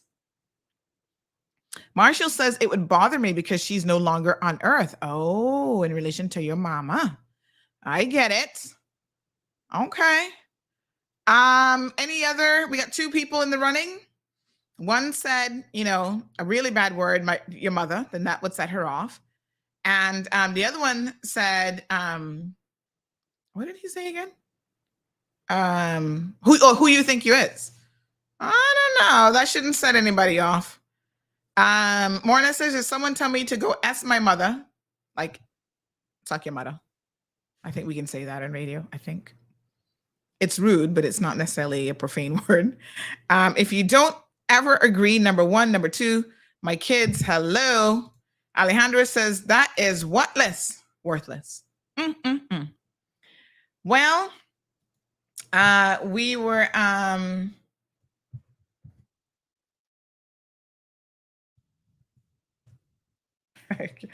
so we were kind of wondering what went down, and of course our sources were on top of this story like white and rice. So here's some of what we know. Someone said, girl, they won't be able to hold you back thumping someone if they mess with Gigi. That's true. That is very true, Jill. I'm that parent. Not my child. They also said Dr. Isak is a bit feisty, but seems that Dr. Robinson has issues too. Well, they got some issues, all right, because here's what people were saying. Now, I can only tell you as good as I give, as good as I receive it. Now, Health City, oops, not them. Doctors Hospital did release a statement, and we'll share some of what they had to say on the situation because it is a bad look. You can't. So the cover-up has begun. First of all, we'll get to that here in a second, but we know that it happened. There weren't a whole lot of people who were present to see it, but you know how things go. it happened, and people walk out of the room, oh my God, what just happened? And everybody starts talking after that. So don't, doctor's hospital, you're wasting your time trying to find out the source, because that'll never work. So this person said, this was after we already had heard the story. Then one of my additional sources was like, OMG, did you hear that there was an incident at doctor's hospital? I was like, mm-hmm. Then the doctors dropped off the grid. So both of them must have been put in a big timeout. This person sent Dr. Isak as an older doctor and Dr. Robinson is young, tall, and fit. Still trying to find out if there are any injuries. This is what my sources were sharing with me. Let me just see. Hearing two doctors that had a physical fight at doctor's hospital, Dr. Andrew and the neurologist. So by the time the person sent this to me at 4:46 p.m., I already knew that it had happened, and I was just sitting on the story waiting to see. The police were called, by the way. And of course, the police, having been called, there is some sort of investigation. But, I think that what's going to happen here is nothing will come of it, simply because they don't want bad press out of this. Any more bad press, I should say, than they've already gotten. So people saying, yes, Dr. Isak looked like he could be feisty. But then, I hear that Dr. Robinson might have that side to him too, honey child. So some people said some of the staff at CTMH, are still referring to it by the old name, need to be investigated for unfair treatment of the staff, the management. There's inequity. Oh my gosh, one long list of things that people said. And I think that this is an unfortunate thing. This is why, listen, I say it almost every day now. Keep yourself off of the CMR radar. Honestly. Listen, keep quiet like a house mouse. Don't get mixed up in nothing. Don't, you know what I'm saying? We not in your business if you're behaving yourself. But once you're on the radar, people start to talk. Oh, well, Sandy, while you're on it, you should know this and you should know that and you should know. And I'm like, oh Lord, Pandora's box has been opened. All right, we got some prizes here. I'm going to tell you, I'm still thinking about who of those two is going to win.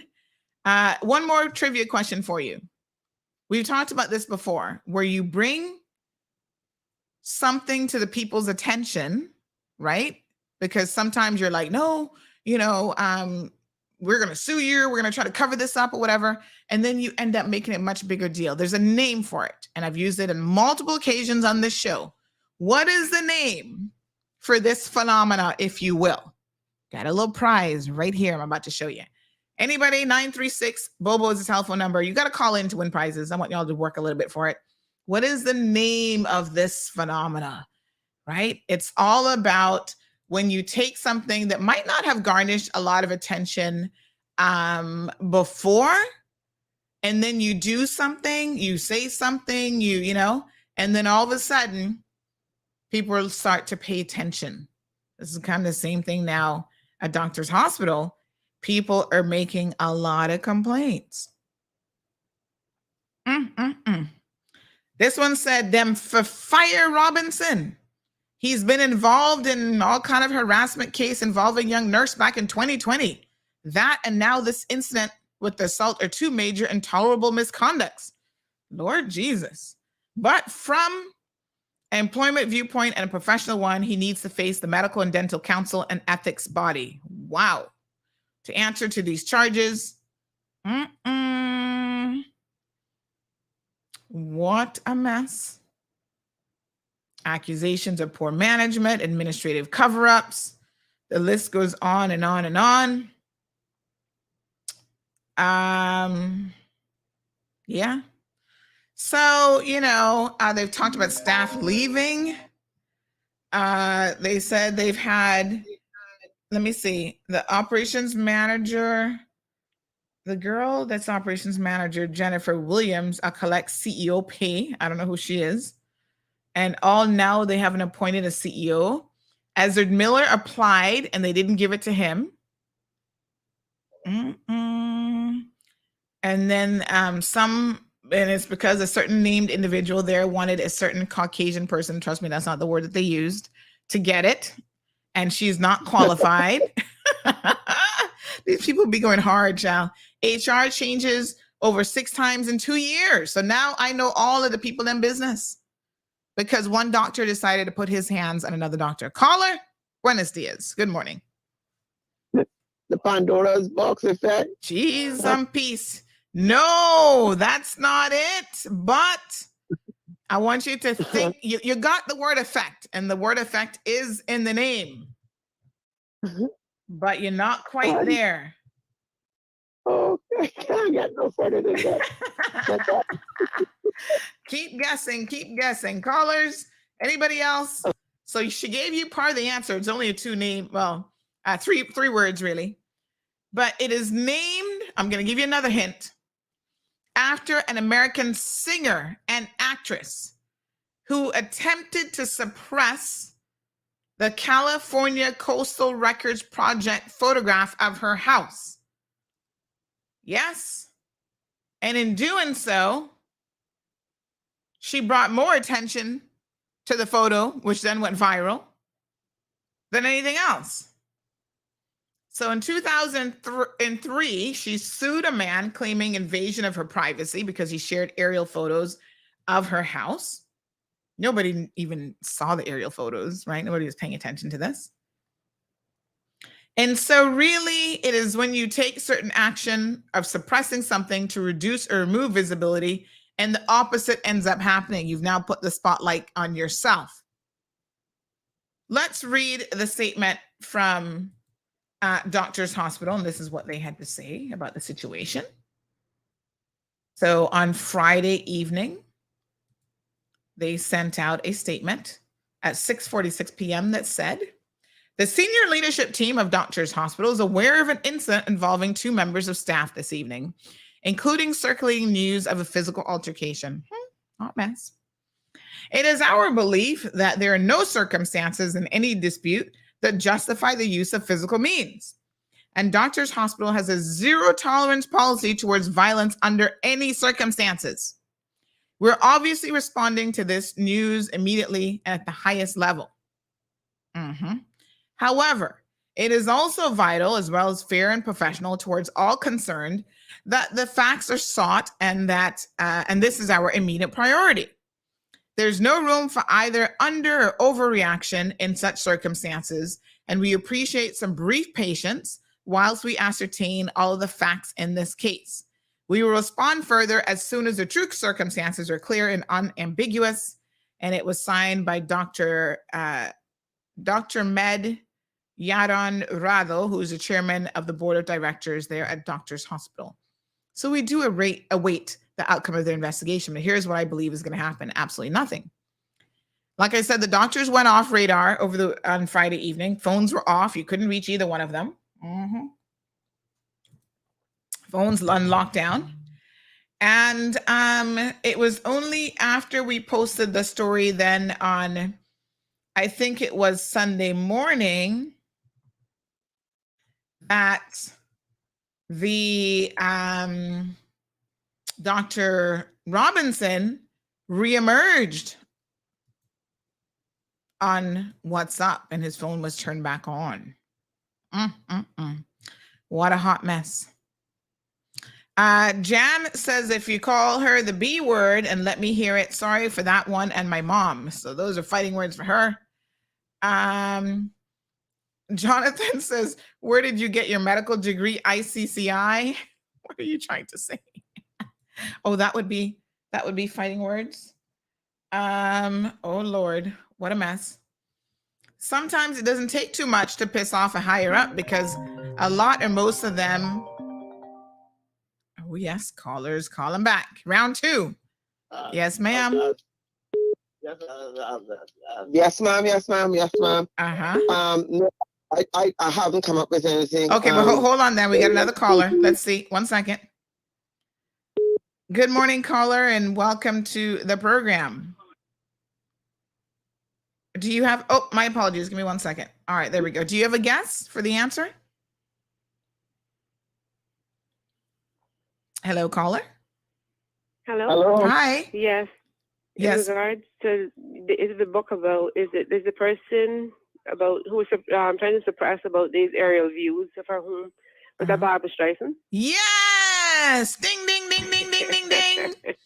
You are a winner. We did it. Woo! So let me tell you all what your prizes are. So from the first question, I think I'm gonna go with the caller about her mother. Because the other one, who you think you is, that's not really too much fighting words. Caller, please WhatsApp me your contact details so we can make sure that you get your prize. But congratulations, you guys have won a copy of the brand new Michelle Obama book called "The Light We Carry: Overcoming in Uncertain Times." Sorry. Oh my goodness! I know That's this is supposed to be a very good read. So we got some copies hot off the press, and you've won yourself this book. Good for you. All right. Yeah, just message me and I'll make sure it gets delivered to you. No problem. Thank you. You're welcome. All right, Miss Charlene, you were thinking about something else? No, I wasn't even thinking. Okay. I tell you, I not get over it yet. But let me say about this. I know Dr. Rado. I'm not really sure about the pronunciation, but that's a good, kind man. And I leave it to him to let us know, to inform us. And me, I can leave that alone. Seems like no doctor busted the next doctor's mouth. And then you can have to work together. And I beg them as professionals, knowing that they live by a creed called first do no harm. Do no harm to the institution. I love that man that built that hospital, and he built it the hard way. We're not going into that. Patch it up, gentlemen. I would have wanted to be a doctor too. You got to be doctors. Patch this foolishness up. And, so you think it's fixable after somebody's laid hands on you? You can continue to have a professional relationship with them? Yeah, they're about that. They're about that. Okay. Remember, they treat the victim and they treat the rapist too. First, do no harm. You can't get away from that. Yes. All right. Patch it up, gentlemen. Patch it up. And just move on. I'm going to leave that right now. All right, caller. Thank you so much. So congratulations to our winners today. You've got Michelle Obama's new book. It's called The Light We Carry: Overcoming in Uncertain Times.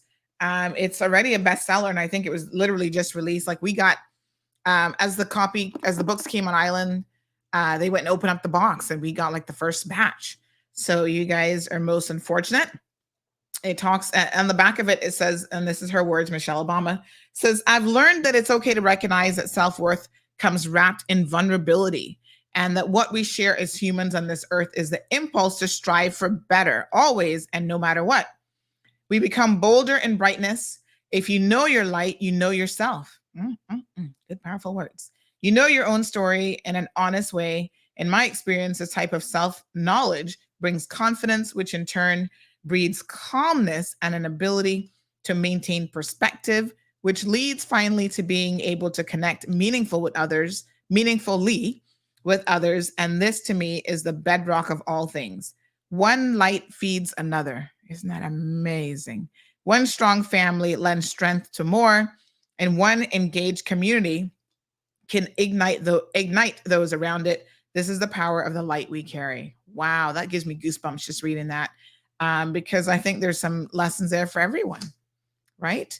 How do we fix K-Man? How do we fix all the issues that we have? You have to fix individuals who then fix their families, who then fix their micro communities, who then fix the larger islands and the larger communities within these three beautiful islands.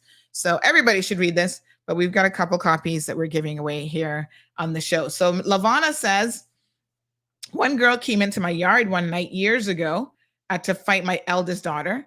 When I came outside and said, "Who you is? Really? I'm your mother." Oh, that's what she said to you, girl? She said, "Who you is? Really? I'm your mother." And I gave her a good beat down. Don't be trying to come to my house now, just saying. Otherwise, from that, I'm a cool person.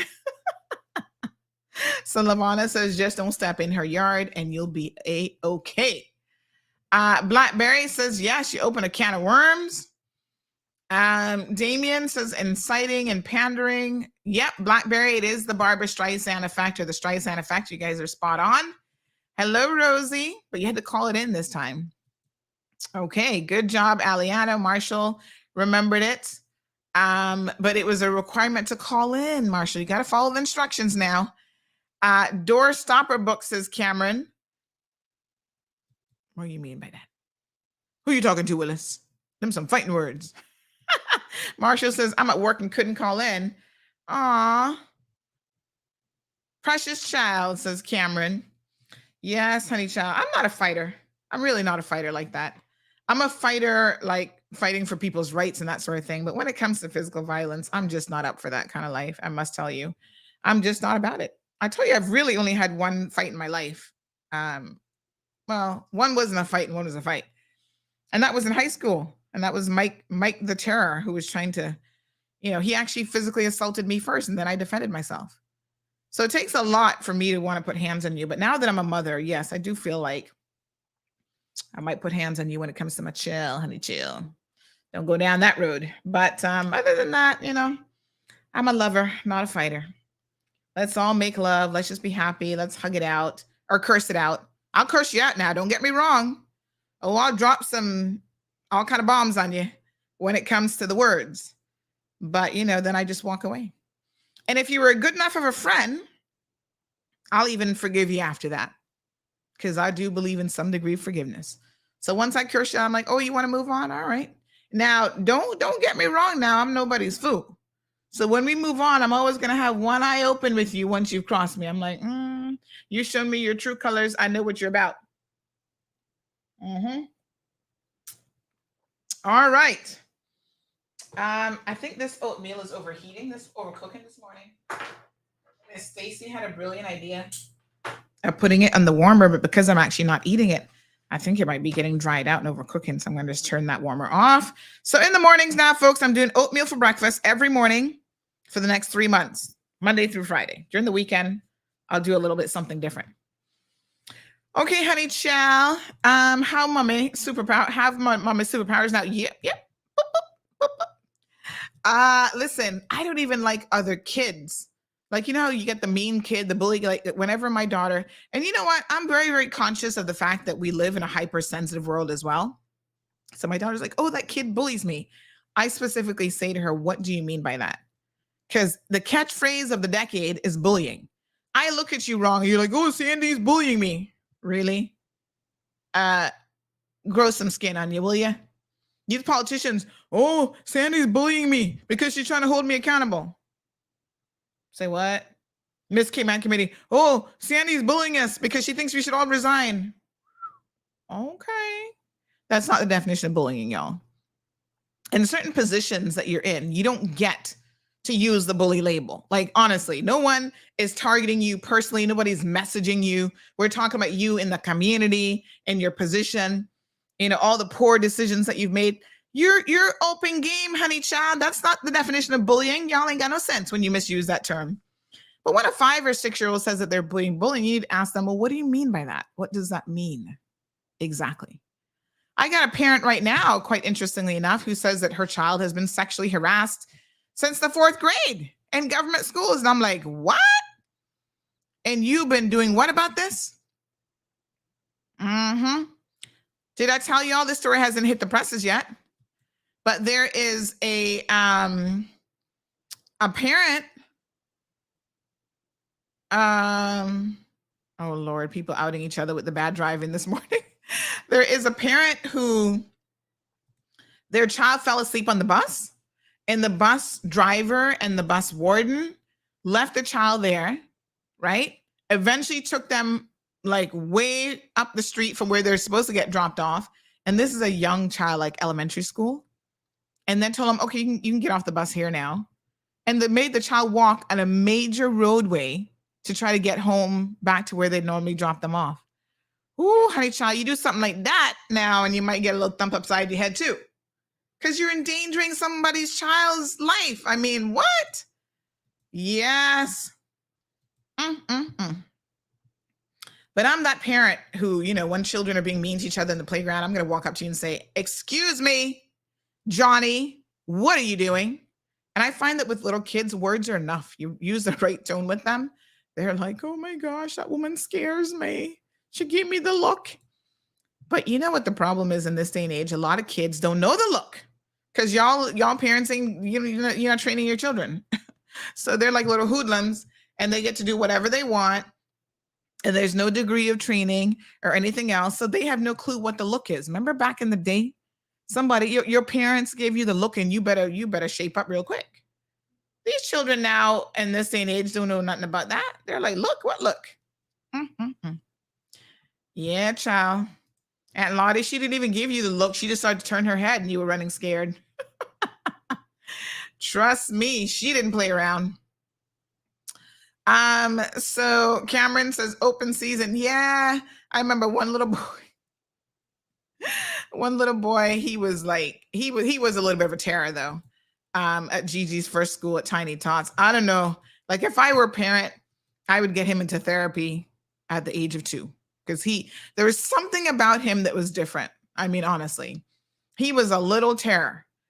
And, he just, I don't know, something was different about this kid.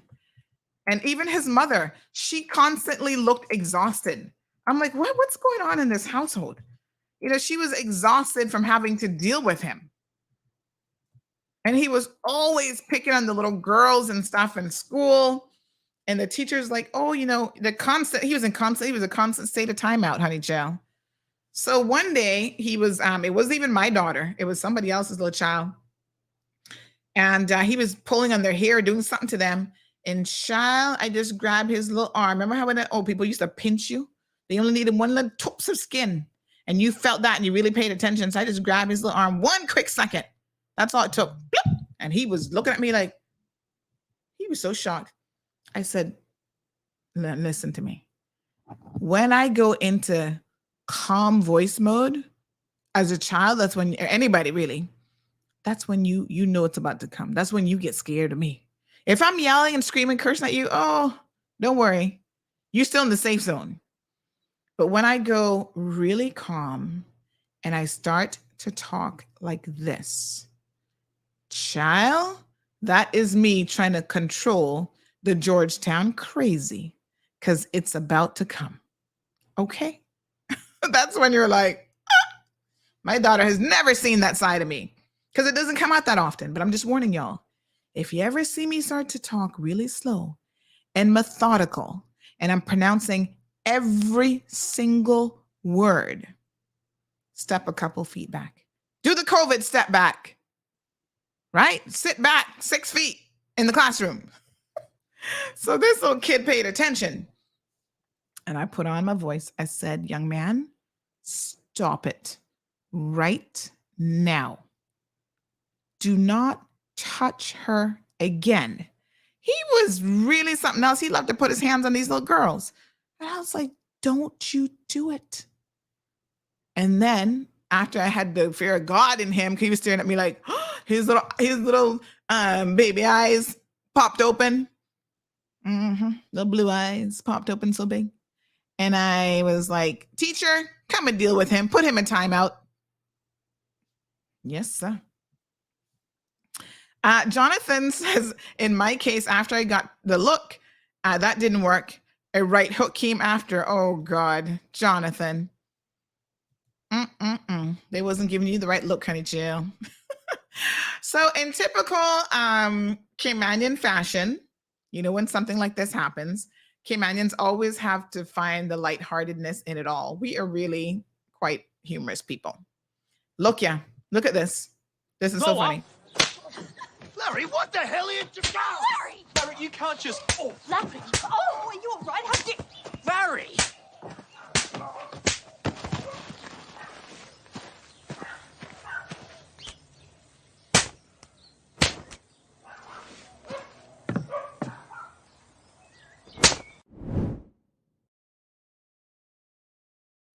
I don't even know the source of this, like the original source of this, but it's that video where they go around slapping everybody. I can't remember. Oh my gosh. What was it? Something with a kid?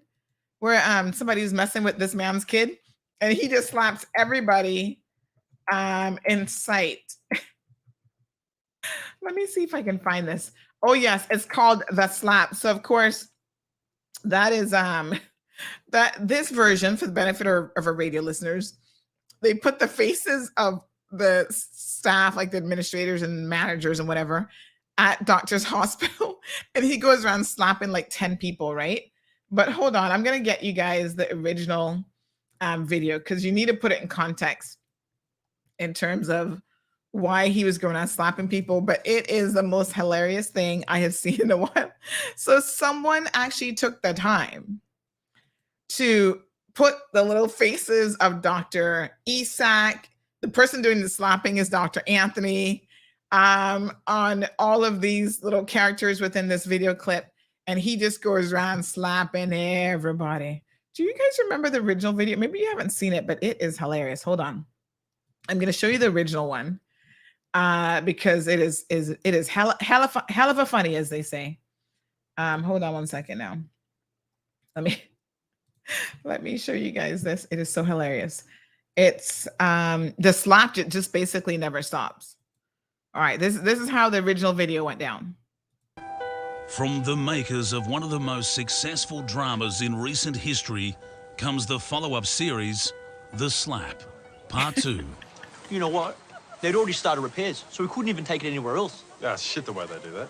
Tell me about it. Okay, so these two kids are playing. Later, and then... Hey, what's going on? It's mine, Daddy. Noah keeps taking away from me.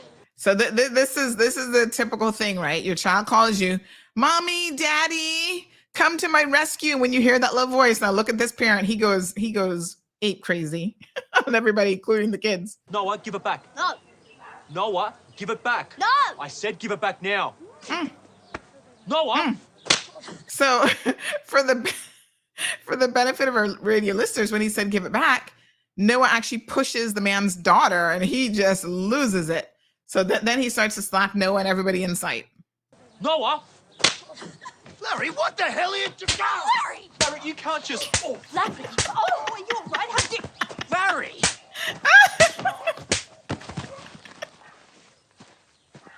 Oh my gosh.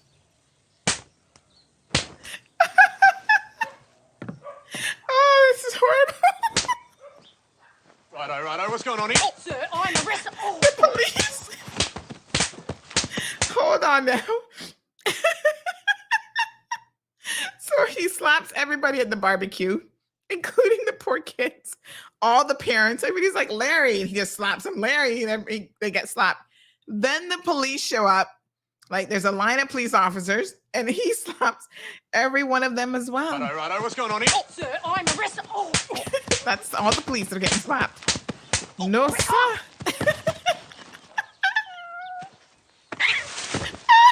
The Slap, Part 2, coming soon to Fox. Ow, what the? Oh my God. I can't even with you guys. Woo. So there's even a cat in the bushes, and he walks up and slaps the cat out of the bushes. And then the commentator, as you see at the end, is like the slap part 2, and he gets slapped as well. Slap, Part 2, coming soon to Fox. Ow, what the? Woo! Aliana says my man has Black Air Force energy. My God, it is so hilarious. Cameron says, give this guy a medal. It is just funny. Binks, it is just hilarious. When you need a good laugh, folks, go and watch that video.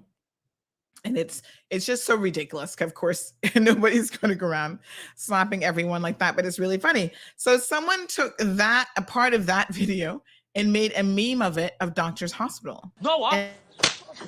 Larry, what the hell are you doing? Larry! Larry, you can't just... Oh, Larry! Oh, are you all right? How did... Larry!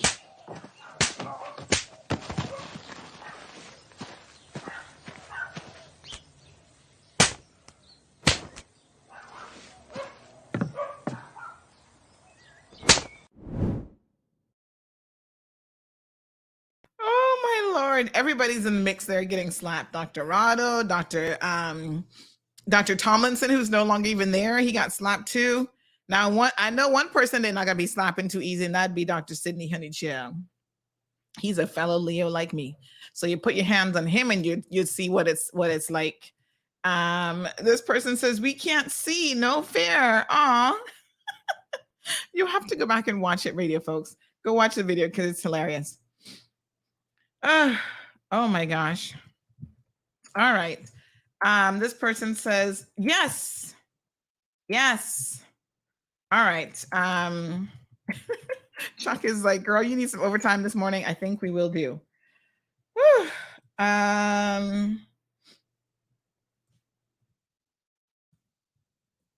Okay. What a mess. This person says, unfair. I'm at work and I can't call. Don't worry. We'll have more prizes coming in to the holiday season. So I'm actually doing my Christmas shopping for y'all for the show. I'm going to have some good stuff in my little Santa basket. So y'all pay attention now coming to Christmas, because we're going to have a little Christmas party and you guys can win all sorts of stuff, all sorts of goodies. Okay, good people. All I can say is doctors, lawyers, whoever you are, just calm down. Because sometimes even in court trial, I'll be watching them, they be getting heated and I'll be like, woo, y'all need to calm down now. Y'all don't want to end up in Mall Road because we're here for the sus. So if you step out of line, we're going to deal with you. I remember when that guy who's now got as a Cayman, and they never give you this privilege, but this guy who was head of the DPP's office, they got rid of him, and now he's got some other government job that seems so undercover that we don't even know what he's doing at him. What was his name again? Anyway, one time he started feeling himself up in court and he was getting rude with the court staff. And I was like, honey child. I actually was even there and the story still reached me. That's when you know it's bad. When y'all got to reach out to me because you're like, Sandy, these people are so out of order. So speaking of people out of order, the police have announced that, remember I was telling y'all yesterday about these illegal dumpers? Y'all are in trouble. Yes, you men here in this video driving this truck, dumping your construction material, the police are going to be in contact with you.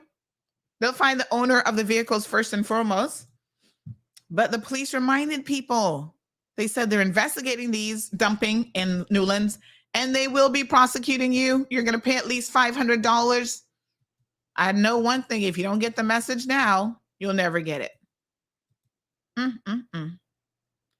So good for the police. You and you both will be hearing from the RCIPS. Yes, sir. What a mess. I think this one is actually more than one vehicle, right? These are two different people with the truck and then the Nissan vehicle. But anyway, the police are now warning you, do not dump at that site in Newlands, because people taking your picture, sending it to me, and we'll forward it on to the police as well as others. Cameron says, all right now, Sandy, your work here is done. Miss Vernita says, good morning. I didn't know that white people fight. What do you, Miss Vernita, I don't think fighting has anything to do with any race or anything like that. Anybody, I guess, might have it in them. But yeah, people, I think anybody would fight under the right circumstances, maybe. And some people just fight just because their basketball team wins and then the street fighting. Debbie says it was funny until he slapped the cat. Well, he didn't technically, he kind of just pushed the cat, but yes, I mean, but it's meant to be funny. I'm sure nobody was harmed in the making of that video. Aliana says, speaking of fights, what about these public schools? Are they still acting up? Well, they've been a little bit quiet lately, Aliana, so let's not jinx it by saying anything else about it. Hot mess. Okay, let's change topics here this morning. McKeeva Bush. Lord Jesus, he is the gift that keeps on giving. Wow. Yesterday we found out, we had to reach out to the police because we saw it elsewhere, that apparently they are investigating a matter, an allegation against Mr. Bush that dates back, how long did they say? in 2000. What year are we in? 2022. Well, let me say this much about it. I don't know what the circumstances are. I have heard supposedly through the grapevine who the victim is, and you guys know I don't believe in naming victims, although some victims will come forward and they don't mind being named. We've seen that before. But this is a very unfortunate situation.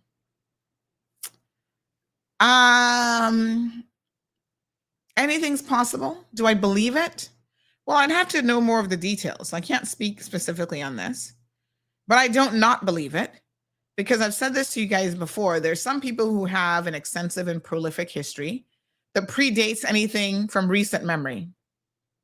Some people, including members, and I'm not talking about just Mr. Bush here, other members of Parliament, historically have had a trail of stench behind them when it comes to their sexual assault and harassment allegations. Multiple victims, some of them have allegations.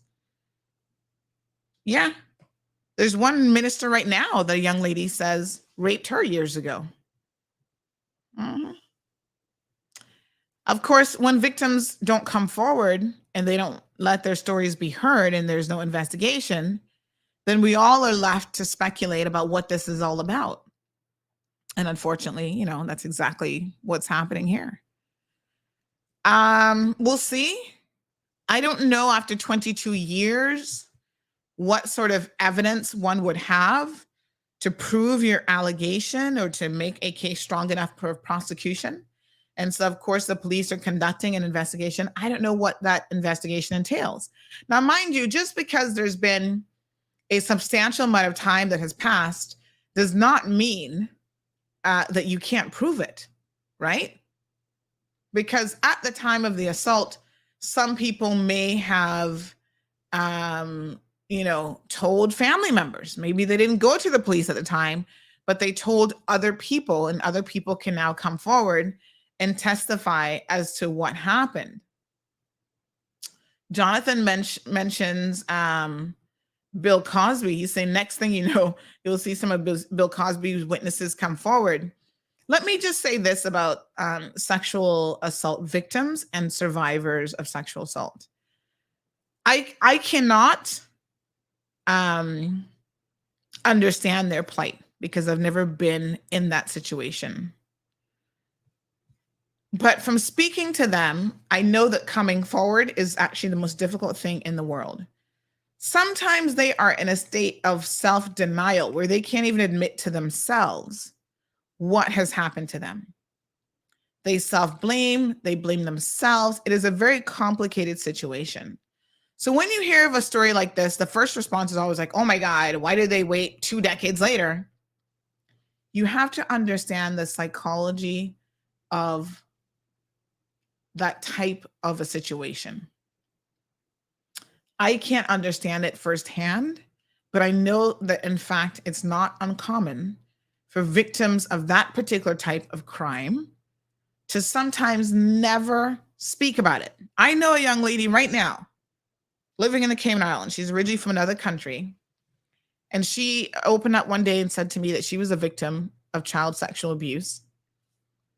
And she would never be able to fully acknowledge and talk about what happened to her, because if her parents found out, she felt like their construct of reality that they've lived with their entire lives, probably 60, 70 years old by now, would change. And she was not willing to put them through that trauma, because apparently it was someone that they knew very well, as is often the case with children in particular, and that they trusted their daughter with. And so at this stage, it would cause such a disruption and they'd probably end up blaming themselves, and this person just can't deal with that.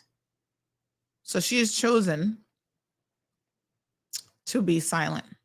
It's unfortunate, but a lot of victims say nothing. I told you guys about a situation that happened to me years ago. One of the multiple times that the police arrested me, they did something that to this day really quite surprises me. But when I was being processed, so when you, oh, let's see. I'm not sure if this caller is meaning to call on the program, but let's see. Good morning, caller. Are you wanting to be on the show this morning? Okay, we're still on here.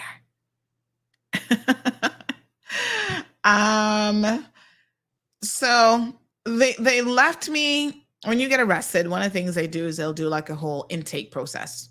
DNA swab. They act like it's a murder case when, you know, DNA swab and this and that. And so they actually let a male officer do this intake process for me in the presence of nobody else. I cannot believe the slackness of the RCIPS. So I'm already traumatized from being arrested, because it is, no matter how many times you've been arrested, especially when you're an innocent person, it is a traumatizing experience. Speaking of getting slapped down, this is one instance where the police almost got slapped down for me, because they arrested me and my poor dog Coco at the time was at the groomers. And you guys will know one thing. If you don't know anything about me, know that before I had my daughter, Coco was the equivalent of a child to me. And I would have slapped you down for Coco. You better believe it. And so the dog was at the groomers and they decided to come and arrest me. And I didn't have anybody to pick up my dog. And I'm like, the facility, they're calling. They don't have any way to keep the dog overnight. I'm like, you need to go get my dog. And they're like, no. And listen to me. Listen, I said, y'all gonna have to hear me and hear me good. You are not gonna take me to Central Station this evening. So somebody was gonna get slapped, right? That would have been the end of that video. All the officers are getting slapped. I'm like, y'all are not taking me to Central until you take me to go pick up my dog. And then take me home so I can drop off my dog and then we can continue this journey. And this was a point of contention between me and them, because I'm like, I don't want to get ignorant in this police car, but this is exactly where this is going to go. Call your superiors. I don't know who you need to call, but you better make this happen. So sure enough, they took me to Animal House in Savannah. They drove me all the way there to pick up Coco. She sat in the back of the car with me, poor dog. She was like, what the hell's going on here? And I was like, you know, she was getting friendly with the police officer in the car. And I said, Coco, we don't talk to these guys. They're not our people. I'm like, don't talk to these police officers. Don't try to lick that police officer right now, because I might have you bite him. She was such a sweet dog. But anyway, they allowed me to then go home and put my dog safely in the house. And, you know, then I was like, okay, now we can do this. But they actually left me in a room with just a male officer. And, you know, you think to yourself, well, surely Sandy can handle herself in any situation. But when you're actually in the situation, it is so different. And this is why I don't like to question people who are victims. Like, oh, you should have done this and you should have done that and blah, blah, blah. Because you do not know in the moment what you would do. We all believe we got that fight in us. That if someone sexually assaults me or harasses me, I'm going to box them down. I'm going to fight. We all want to believe that until you're in the situation. So this officer now, I'm already worn out from this whole situation. He's taken my DNA test and the DNA sample. They ask all these personal questions, age and this and that. Do you have any identifying marks like tattoos and all kind of stuff? And this man starts to get fresh and faced with me. Oh, why don't you have a boyfriend? Can I get your number? I was like, what? I said, no. I mean, to be very clear, I had still had some feistiness in me, even, you know. So we go through the whole process. As I'm walking out the door, he has the audacity to write down his number on a piece of paper and put it in my hand. As I walked out the door, there's a garbage bin right there. I just took it, dropped it in that garbage, and kept walking. But you know, this is a part now. I should have reported that immediately, and I didn't, because my brain was still kind of processing what just happened, and that what just happened was completely wrong and should have never happened. So it took me a minute to compose myself and to actually file a complaint with the Professional Standards Unit. I'll never forget, because the English guy who took the complaint, his name is McLaughlin, but he's English, so it's a different spelling than we use here. I think they spell with a O or something. But anyway, And I share that really simple story to say that you don't always know, even when it comes to reporting wrongdoing, when you are the victim, how you will respond. Because in truth, it's something that I should have responded to and reported immediately, but I waited. And it's hard to explain really why I waited, but my brain was still trying to process the situation. The irony of it is that same officer now is being charged with breach of, what the hell they charged him with now? Breach of what? Breach of trust and whatever. He's the one mixed up in this murder case where they're accusing him of threatening a witness in a capital crime. You see? They start out doing the small stuff, like inappropriate questions and behavior with a female in custody. You can't be professional at that level. They did nothing about him then, and look at where he is now. Hopefully going to jail and then deportation from this country. Yeah, boy, we importing some riffraff. We got enough riffraff around, yeah. And then we turn around and import a little extra bunch to go along with it. Damien says, wonder what kind of position he had back then. Wouldn't he have been leader of government business in 2000? Maybe many were intimidated because of his position. Yeah, I think in 2000, that was around the same time he had those other legal issues.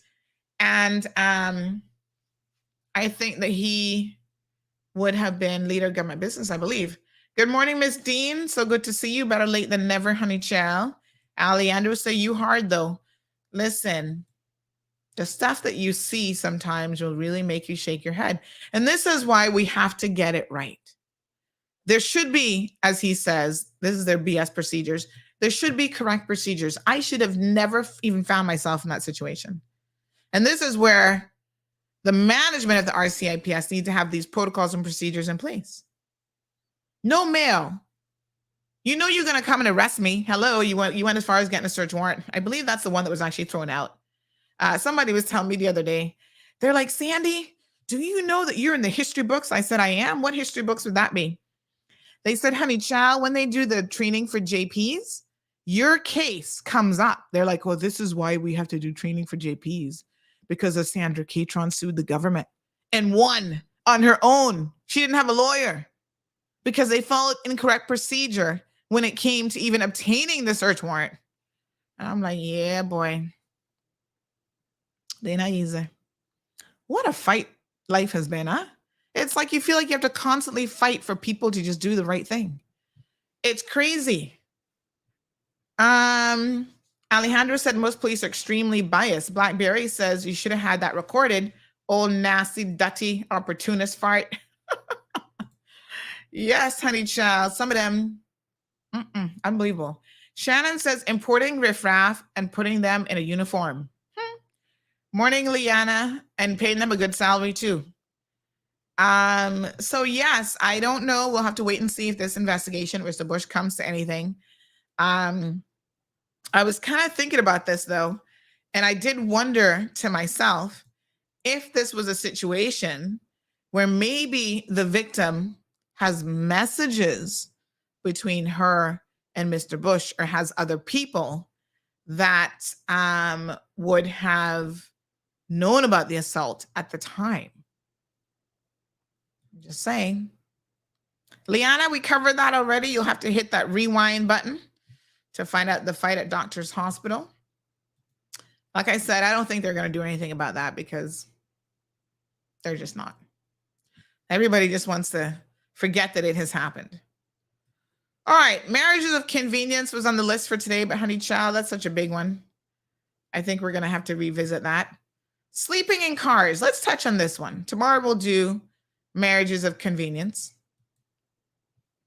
So over the weekend, Alejandra says, I was arrested and carried by a single woman cop to the detention center.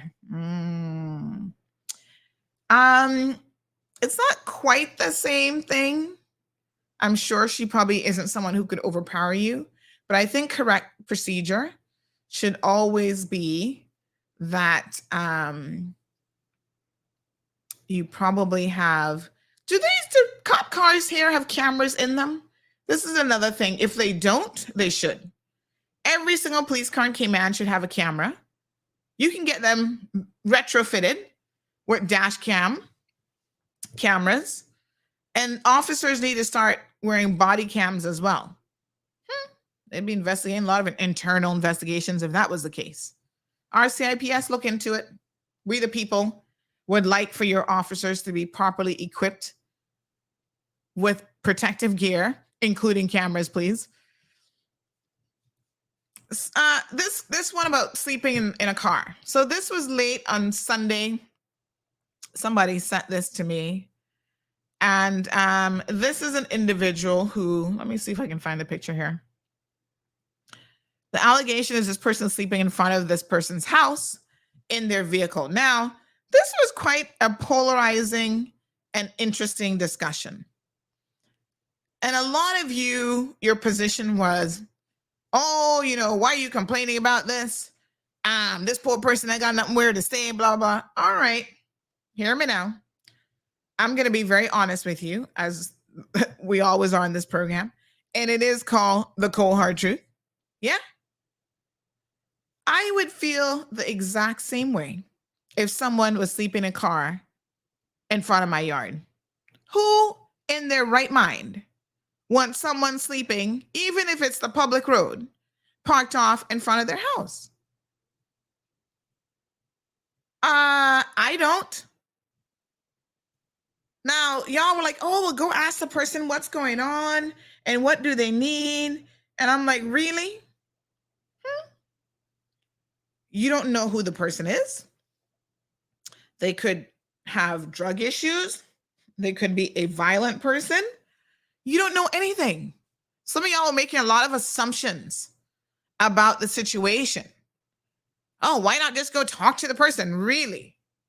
When was the last time you rolled up on someone who had a drug problem and you could have a meaningful conversation with them? The point is, we have enforcement and authorities in this country that should be in a position to help this individual. So if it's a case that they are truly just homeless, right? That is a sad indictment on this entire country. And quite frankly, there are resources that are available to help them. Maybe they've not availed themselves of those resources, but they should reach out to NAU for assistance. Now, they have a car, which I think is interesting. I'm assuming that the car is registered and in proper registration paperwork, whatever. So what has caused this person to have to live on the streets? One person made the following observation: kiss my teeth, leave the man alone. Everybody is not fortunate enough to have a roof over their head. Worse if he's on a permit. What? So we are willing to allow people who come to this country who are on a work permit to be homeless and living on the streets? No, Bobo.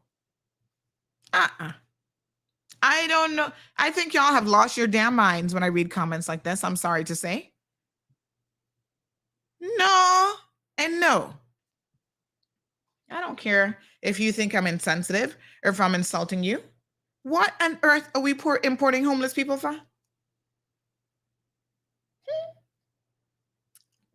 Worse if you're on a work permit. Worse, all right, because you should not be here on a work permit and homeless, because that means that you have taken a job that is not paying you enough money to live in the Cayman Islands. And can we all admit that this is not the cheapest place in the world to live? That being the case, you have an option, and you should exercise that option of going back home. At home, you should have access to family members who are going to be able to assist you with not being homeless. But guess what? If you're going to be homeless, it's better to be homeless in your own country. Does that sound insensitive? Because I'm really not trying to be insensitive. I'm just saying there's certain things that we should not import. And poverty is one of them. Homelessness is one of them. Drug addicts shouldn't be imported either. Right? We don't need to take on more social issues than we already have. Why? We're trying to save the world and can't even save our own damn selves? Come on now. When I see stuff like that, I'm like, huh? One person says life isn't easy at all. We're just trying to survive. And that's true. All of us are in survival mode at different levels. And if you are a Caymanian, there are resources available to you if you have fallen on tough times.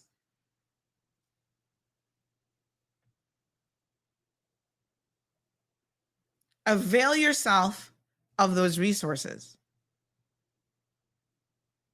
Normally, you find people who are living in a car or living in the bushes, camping out. There's more to the story than just trying to survive in tough times.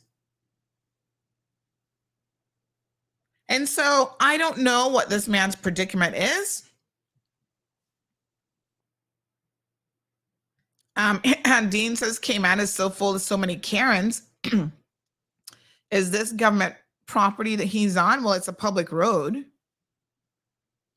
And I don't know what the rules are about living on a public road, but really and truly, nobody in their right mind should be encouraging anyone to live on a public road, even in their car. And the fact that, I mean, it's puzzling to me because it's like, why wouldn't he go and,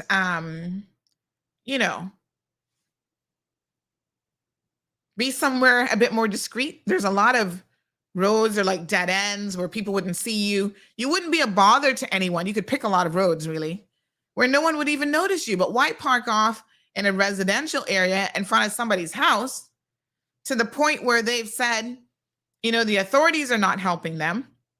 And the point really of this individual's post, why she asked us to post it, is she said, listen, if this was the Shores or, I don't know, the Links or wherever y'all got these nice neighborhoods at, I don't even know what they're named, this wouldn't be permitted. The authorities, when they were called to do something about it, would have done something about it. I've seen this before. People have contacted me. There's a location in West Bay where they were hanging out in cars. People were sleeping in the cars. And these are not people who are just homeless. These are drug addicts, which is a very different situation. And they were sleeping in these abandoned vehicles, having sex in the abandoned vehicles, doing their drugs, trading everything. And it was in a business parking lot with homes not too far away. And they contacted me because, once again, when they contacted the police, nothing was done. And they're like, we're at our wit's end. Who wants that in their neighborhood or right outside their front gate? What next? Prostitution?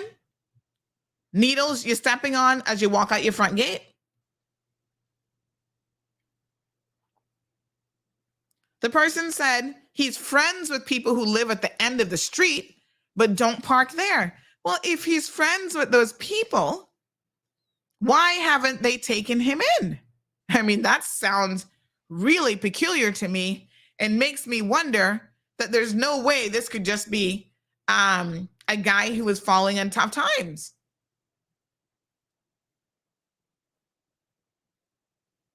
Everybody's like, oh, why are you putting this on social media? Go help the guy. What do you expect her to do to help him exactly?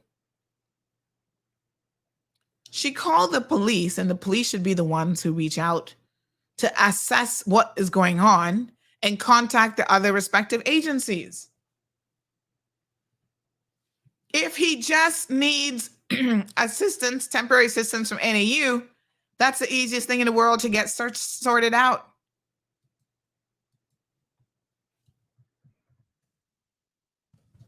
Right? But it requires a proper investigation. Somebody said, welcome to the Banana Republic of West Bay.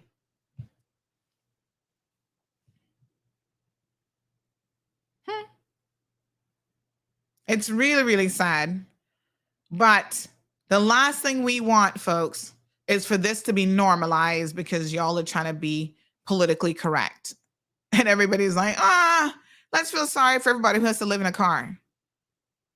When it's out of hand, then it's a different story. Then y'all gonna be up in arms. But all these homeless people, it's like Hollywood and California. One street over from the strip, you got all these homeless people in tents, and they're building little things right on the public sidewalk and all kind of stuff. Who in their right mind wants that to be our reality? But you know what? It will become our reality if we don't address it now, nip it in the bud, and figure out why is this person having to sleep in his vehicle on a public roadway? What is going on? Somebody else says, I hope he's not a criminal and having a rough patch like a lot of people normally do. That person will soon get the help that's needed. Somebody else is calling for a homeless shelter. But what if he is a criminal? Y'all don't know. So y'all are being very, very sympathetic to someone and you don't know the facts. You don't know why he's there. Would you want a criminal, a child molester, a peeping Tom, whatever, living literally at your front gate in their car, watching your every move, seeing when you're going and coming from your house? How many of y'all would be okay with it, despite your comments?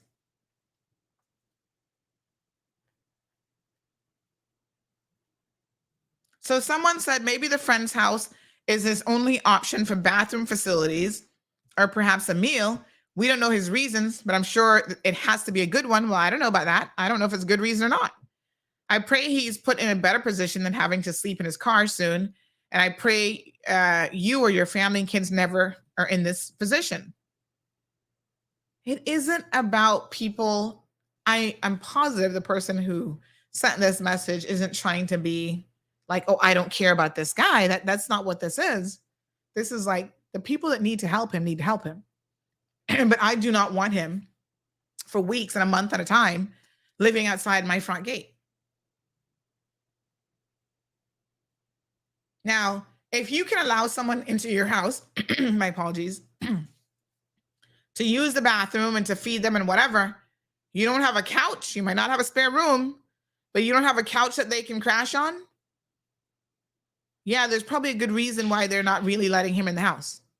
A sleeping bag that you can sleep on the living room floor, something, if they are your friends, there's probably a real reason why, if they are his friends, they're not letting him inside their house to sleep at night. A back porch, a front porch. Hell, they could make him camp out in their yard. Y'all need to think before you make these comments trying to make people feel bad.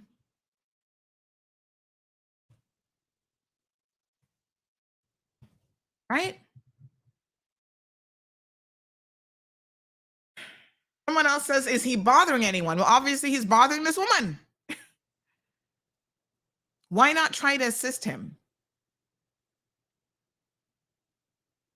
Again, that isn't this. I don't know if she lives by herself or what this woman's situation is, but I would caution you about rolling up on someone these days that you don't even know. Yesterday, we were talking about the dangers of giving strangers now a ride in your vehicle because they're robbing you, taking your wallet, taking your handbag. We've seen women in this country get rides from men, and they are jumping out of the vehicle because the men are assaulting them and all sorts of other stuff. Don't make assumptions, folks, about what is happening in a given situation. Yes, have a heart. I get it. Anybody can fall on hard times.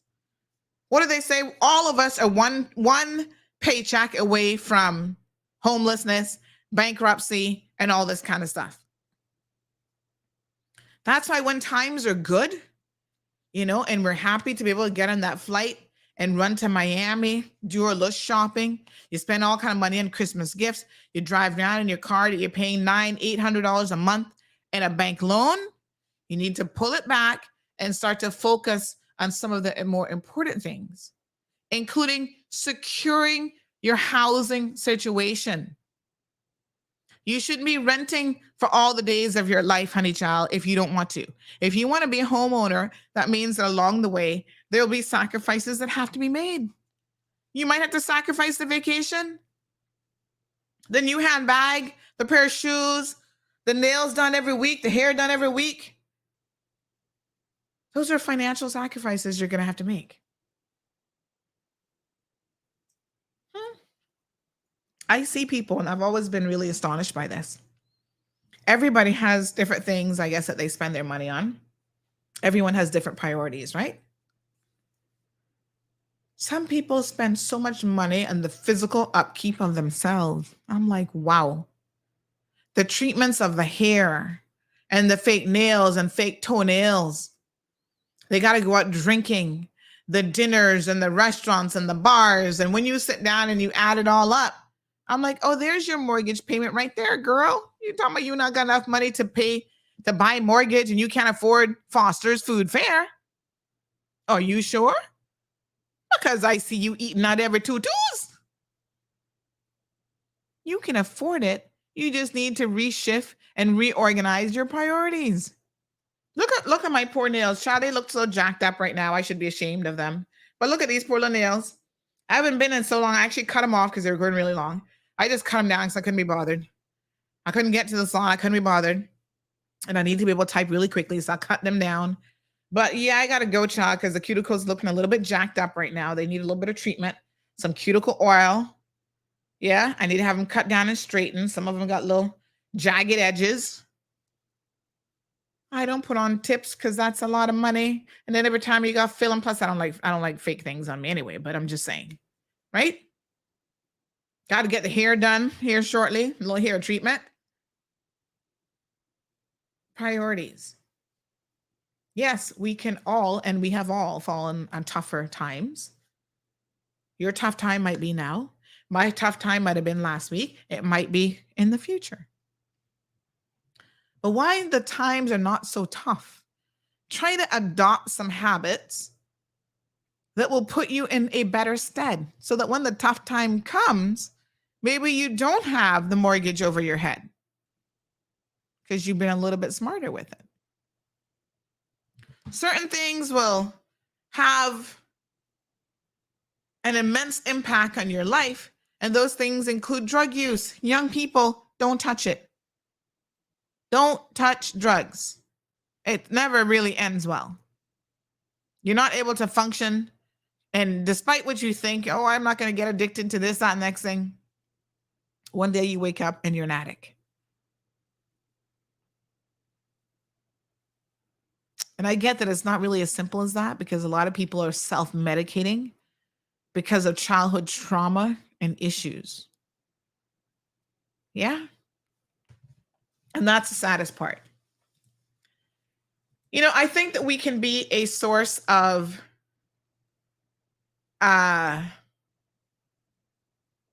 comfort to each other, if that's the right word. I was watching a clip over the weekend, and this clip said that there's blessings in the breaking. If you've ever been through a tough time in life, know that this too shall pass. If your time is now, this too shall pass. Nothing remains constant forever.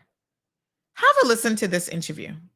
Blessing in the breaking. Every moment that you encounter in your life, even if it's just road rage, as simple as that, to maybe losing someone that you love. There is no perfect way to heal. There is no perfect way of dealing with something.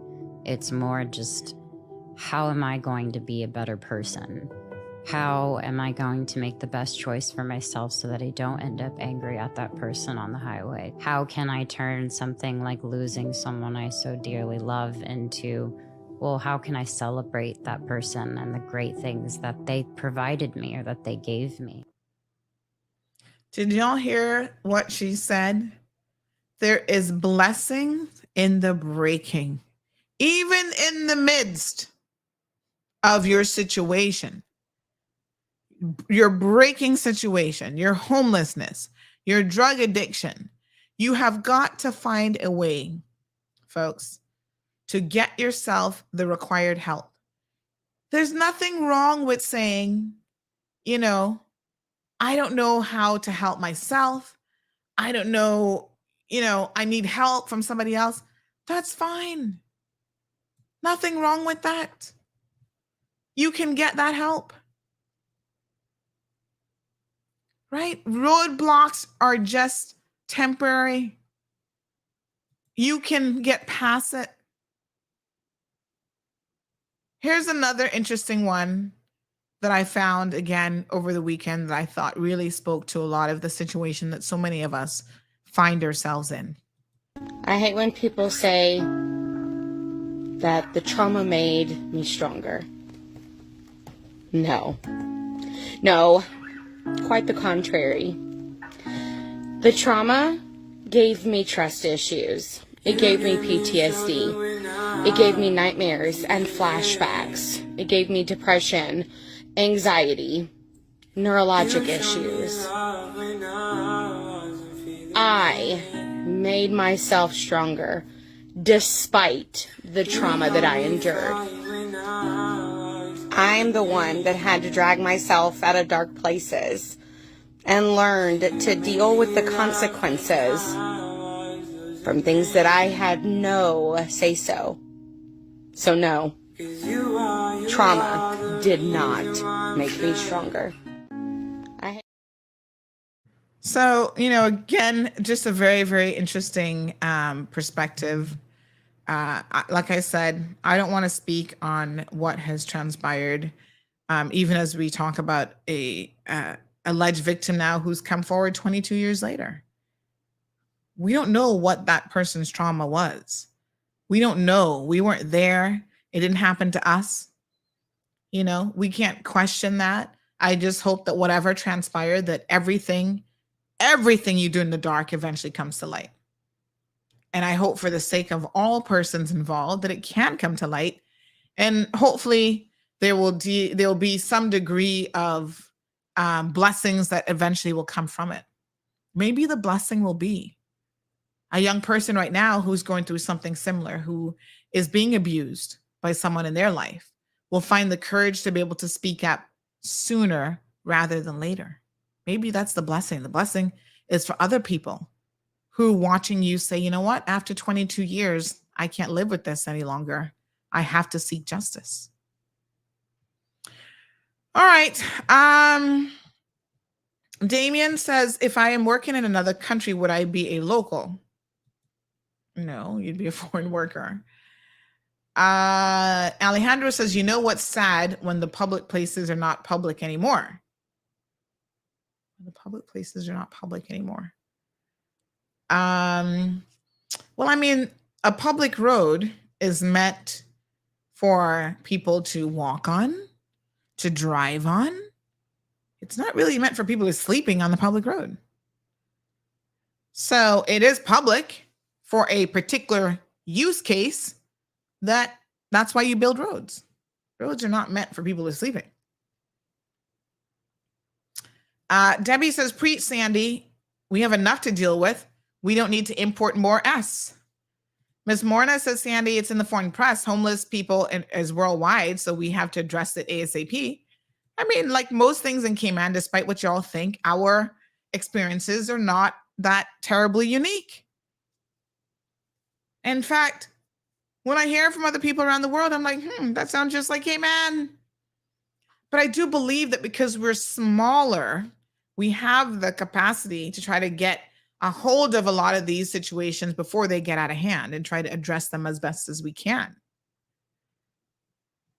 Alejandro says some people prefer to have a car than to be responsible and pay rent, because if you do have a vehicle and it's compliant, that means that you're paying what? Insurance, maintenance, upkeep, gas, and those things could certainly add up to what you could probably pay rent for or at least rent a room for.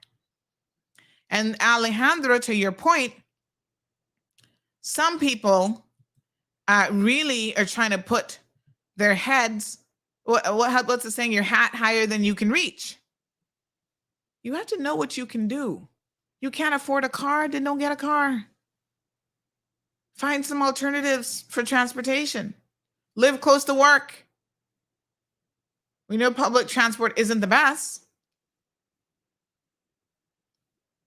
Damien says, since I have come back and lived in Grand, I'm shocked to see how many homeless there are and drugs and have mental issues. I don't know, Damien. I mean, I can count the number of homeless, like truly homeless people that I know in one hand. And again, most of that is because it's not like they don't have family members that would take them in, but they don't have family members that are going to take them in if you're on drugs or if you can't stop touching my children because you're a pedophile. You see, there's always a backstory as to why sometimes even family don't want these people around. And a total stranger shouldn't have to be putting up with it if their own family don't want them. Marshall says, what kind of friends are they allowing him to sleep in the car? They aren't his real friends at all. Well, I think that's because there's probably more to this situation than meets the eye. Sue says, we really need homeless shelters now where some can go to sleep and bathe and eat.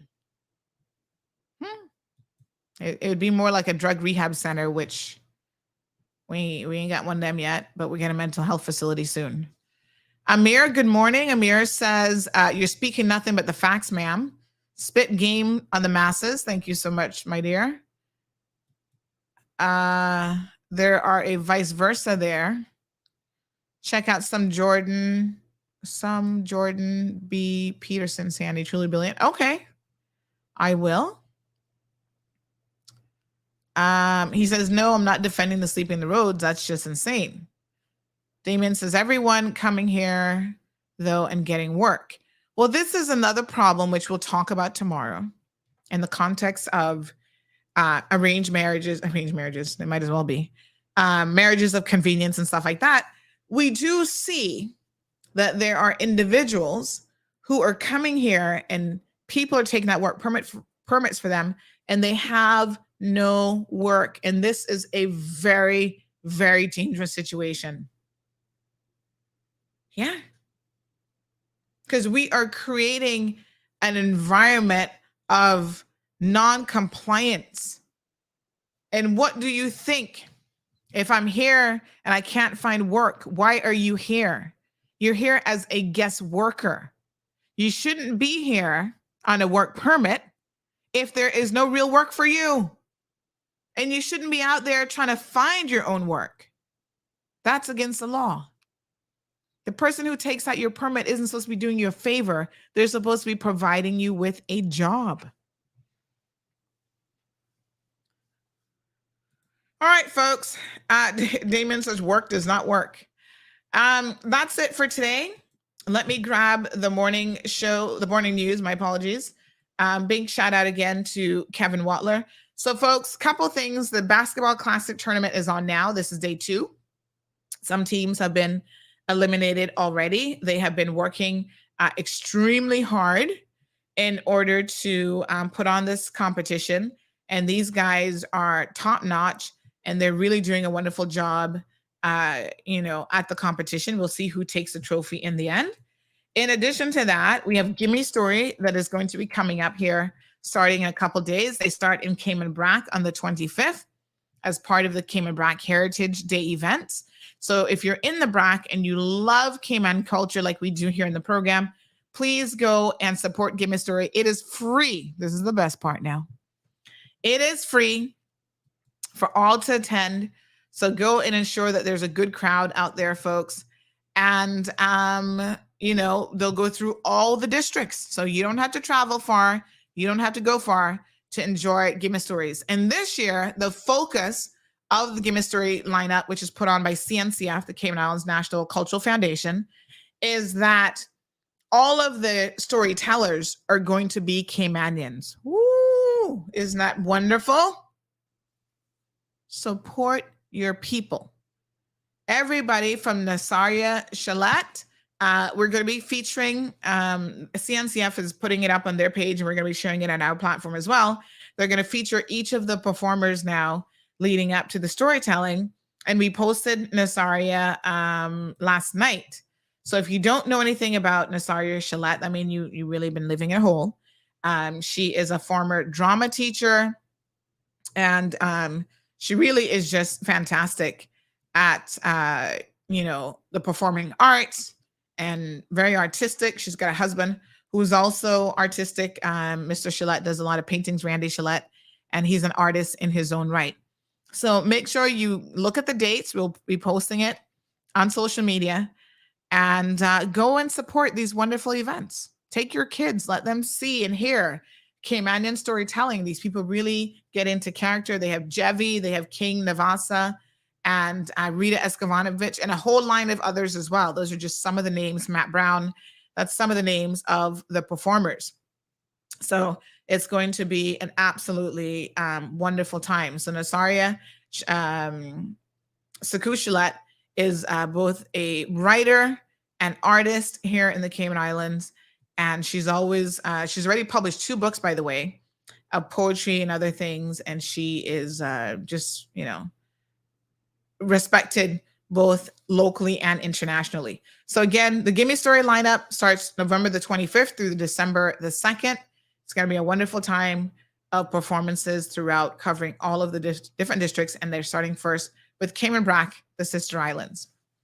A bit of a unusual and, celebrity news, but you guys might have saw the post this morning that Julie Chrisley and Todd Chrisley have been sentenced to jail. This is a really, really sad situation, to be honest. But one thing I must say about America, say what you will, but there is some degree of the law is going to apply to everybody at some point. You might get away with it for a while, but you ain't going to get away with it forever. No matter how much money you have or position, here they are now going to jail. Can you imagine this? So sad. Why?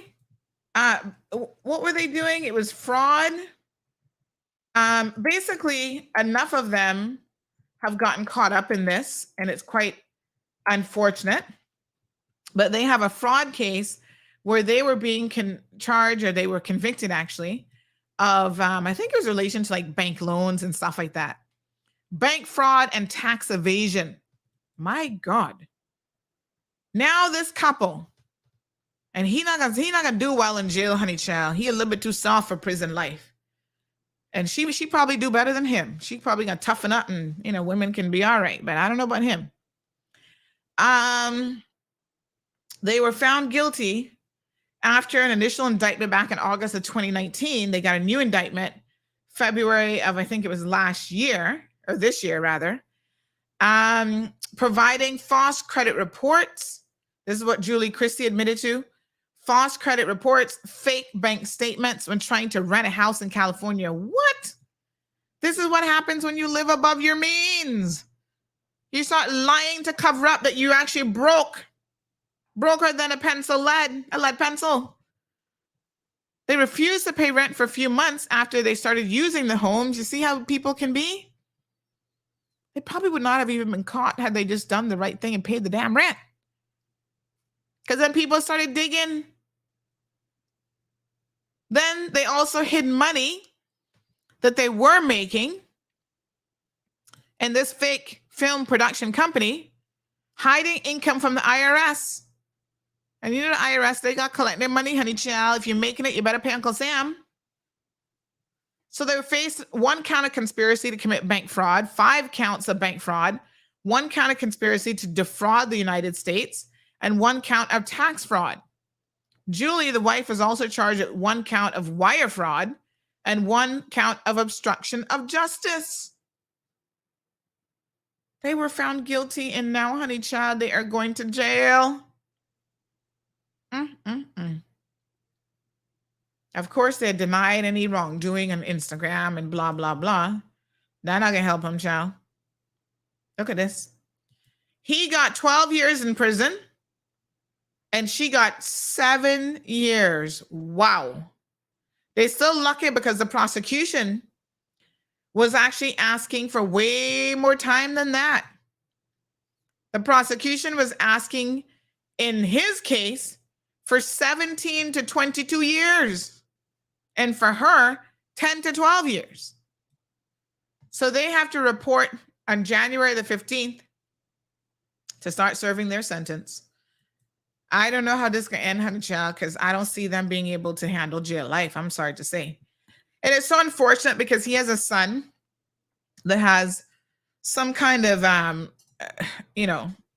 issues, substance abuse issues, and he was trying to help out with that child in that situation. But they got caught up in this fake world of reality TV where they were trying to live this uber fabulous lifestyle and trying to project that they have money and they have all kind of this, that, and the next thing. And they didn't have it. Living above their means. People, don't do it. Don't get yourself in no trouble. Oh, you got this big house, this lavish lifestyle. You renting a house and not even paying the rent. Bring it down a notch. Listen, I would be poor. I would rather be poor any day of the week than to be in jail. Because at least if I'm poor and I'm free, I can try and make a little living for myself. Oh, it's so horrible. They got grandchildren, you know. The children are adults, but the grandchildren they're gonna see you behind bars for the next 7 years. I don't know how much of a sentence in the States they actually have to serve in federal prison.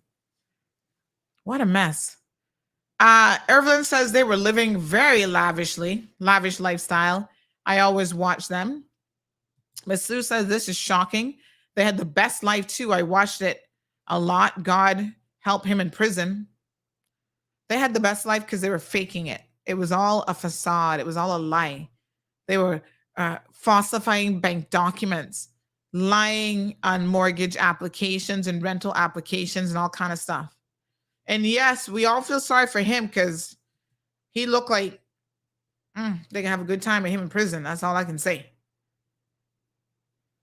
Alejandra says, yeah, I got a friend in California with similar, but they only got 2 years. Well, they should consider themselves lucky, honey child. But listen, the U.S. government will make an example of you if you are a celebrity. Look at the Teresa and Joe. What are the names then? Teresa and Joe Guducci or Jujucci or Judici or whatever the heck their name is in New Jersey. Similar thing. They were falsifying. I don't think that they had the IRS fraud part of it, but they were falsifying and lying on loan applications to be able to get big mortgages and stuff. Pretend like they're making more than what they're making. Bank fraud. Live saying when the hell came out. I'm not calling it. No, we're not got nothing to do with that, child. Evelyn says they're doing it all for the media. And you know what is so sad? Is they get in the limelight and they feel like, oh, I have to portray this image of being ultra rich and fabulous and whatever. And it's like, honey child, just hold it down. Especially these reality TV shows. They will make you a millionaire. You just got to hold it down for a minute. People love the drama. People love the sus. Then you'll have, knockoff shows and merchandise and this and that. And you can write a book about your life and all sorts of appearances. Like, you just have to hold it down. And then you can make the money will come.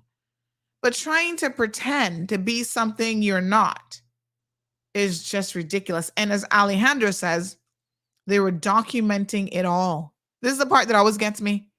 You talking about you're flashing, ooh, I'm wearing a wedding ring that's like $50,000 and it's 20 carats and my husband spent $100,000 on this and that and all these lavish cars. You know the IRS going, wait a minute. You got all of this, huh? They send their detectives, go and see how Sandy can afford 5 and 6 luxury vehicles and a $20,000 square foot house. 20,000 square foot house. Yeah. Yeah. How can she afford all these luxury vacations when we know she wasn't making no money before this show? They call attention to themselves. It's so sad. You're on TV. That's how they always get caught, you know? I'm just like, wow, you guys are ridiculous. There's another housewife too. I don't think her case has come up yet. I haven't watched that one. I can't remember which housewife series that is, Dallas or something about. Anyway, she's been arrested too for some kind of fraud, scamming people and stuff like that. It's like, why would you go on a reality show if you have a bag of skeletons in your closet? Stay off of TV. Whew. So Sue says, absolutely, living above their means with his mother too, and 3 kids and 2 grandkids. How embarrassing. And now all of those people are going to suffer because of this. His mother's alive, his poor mommy. Oh my God. Just probably kill off the poor woman. Yeah, Sue says we got some people like that. They're just on TV. Of course. Stacey says, I'm just sorry for the daughter, how she used to love the lavish life. Well, now she knows how her parents were getting it. They were being deceptive and not paying their bills, not paying the rent. When you're not paying your bills, of course you can afford to live a lavish lifestyle. What a mess. Anyway, good luck to the family is all I can say. I do feel sorry for them, for the children, especially the grandchildren.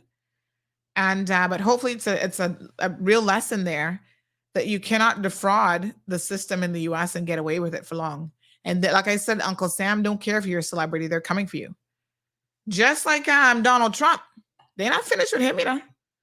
He has had more investigations, parallel investigations going on now than any other president in American history. And they're looking into his business affairs, so much so that his own daughter has expressed that she wants nothing to do with her dad.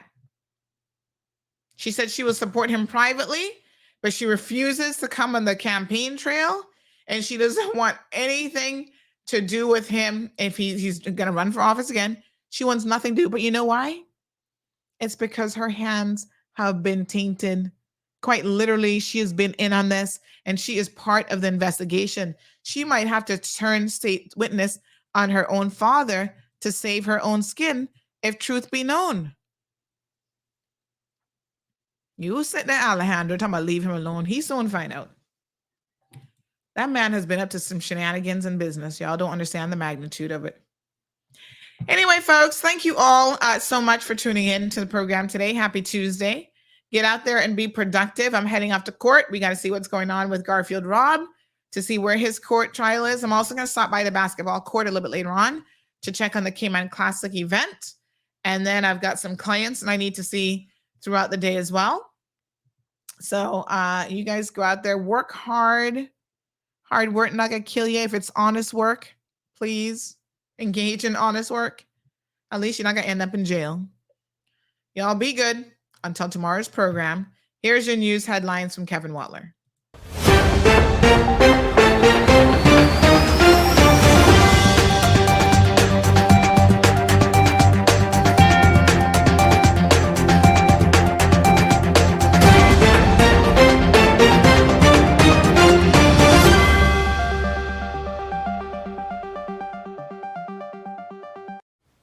Hello, I'm Kevin Watler, and this is your CMR Daily Buzz. McKeeva Bush is being investigated over allegations of sexual assault dating back to over 2 decades ago. Police confirmed that they received a complaint of an alleged sexual assault that took place in 2000. Police said they have advised Mr. Bush that a criminal investigation has commenced. However, they said they were unable to make any further comments on the matter at this time. CMR reached out to Mr. Bush for comment on this matter, but there was no response at press time. Visiting musical acts, entertainers, artists, and performers will no longer be able to perform in Cayman through the grant of a visitor's work visa by the Customs and Border Control Service. In order to facilitate greater scrutiny on those seeking to perform in the Cayman Islands, promoters and agents are now required to apply to work for a temporary work permit, which includes a valid police clearance certificate on behalf of the performers. These applications will be given priority by work, but to avoid any potential problems, applications should be submitted at least 14 days before the intended date of arrival to the islands. Workforce Opportunities and Residency Cayman, or WORK, has clarified the recent announcement of changes regarding the submission of a new medical declaration letter for applicants. WORK says the need for people to complete medical tests has not changed, but what has changed are the documents that need to be submitted with the immigration application for processing. More information is posted online at medical.work.ky.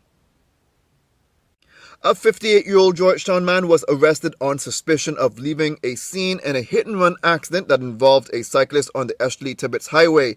The female cyclist was admitted to the hospital but was since released from the hospital. Police are investigating a report of illegal dumping in the Newlands area by an individual driving a white Nissan pickup truck. Police say the person responsible will be prosecuted for illegal dumping in conjunction with the Department of Environmental Health. The public is reminded that those found to be engaging in such activity will be prosecuted and are liable of a fine of $500 and 6 months imprisonment according to the Cayman Islands Litter Act. Off-Reg, supported by the Cayman Islands government, has negotiated a deal with internet and cable TV provider Logic to provide 22 FIFA World Cup games free-to-air on CIG TV channels, including on C3 and Flow. Logic has the exclusive commercial rights to broadcast the World Cup in the Cayman Islands, and the agreement to provide free access to these 22 games, including the final on CIG TV, gives the opportunity for football fans who are not Logic customers to watch the World Cup. The Cayman Islands Customs and Border Control is holding a public auction on undeclared and seized goods on Saturday. It will take place from 1 to 5 in the afternoon at the CBC headquarters parking lot at 42 Owen Roberts Drive. Items being auctioned include electronics, clothing, shoes, office and school supplies, auto parts, cosmetics, beauty and fashion accessories, and home, health, and fitness items. Now for your CMR weather update. It's brought to you by WG Charters. Sunrise at 6:37, intervals of clouds and sunshine when the temperature's at 86 degrees Fahrenheit and humidity at 72% like the forecast calls for. It will feel like it's in the mid-90s. Winds east-northeast at 10 to 15 miles per hour and the sun sets at 5:45. At nighttime, the temperature falls to the high 70s. Looking forward, similar weather conditions are expected. CMR weather updates are brought to you by WG Charters. They offer private boat trips for a great price, so we encourage you to support them. Now for some regional and international news.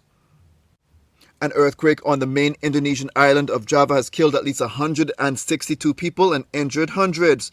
That number is expected to rise as many are believed to be trapped under rubble. Less than 2 hours after the 5.6 magnitude quake struck, 25 aftershocks were registered. More than 13,000 people are displaced due to the disaster.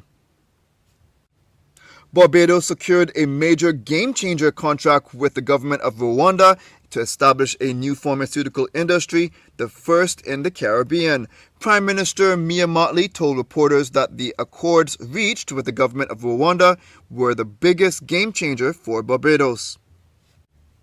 New York has issued its first 36 cannabis dispensary license on Monday, taking a monumental step in establishing a legal and lucrative marketplace for recreational marijuana. The license, approved by the state's Cannabis Control Board, were the first of 175 the state plans to issue. That's it for now on the Daily Buzz. Thank you for joining me. Please stay safe and God bless.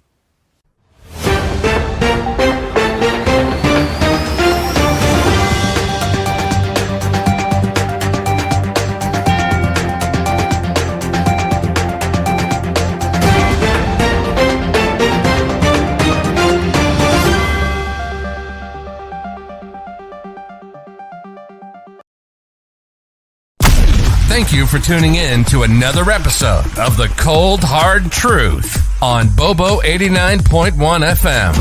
Cayman's #1 talk show is live weekdays from 7:30 a.m. Never miss an episode again. Watch anytime on CMR's Facebook and YouTube channels for the latest show episodes. Don't forget to follow us online on our social media channels and visit CaymanMarlRoad.com for all the latest news and community happenings.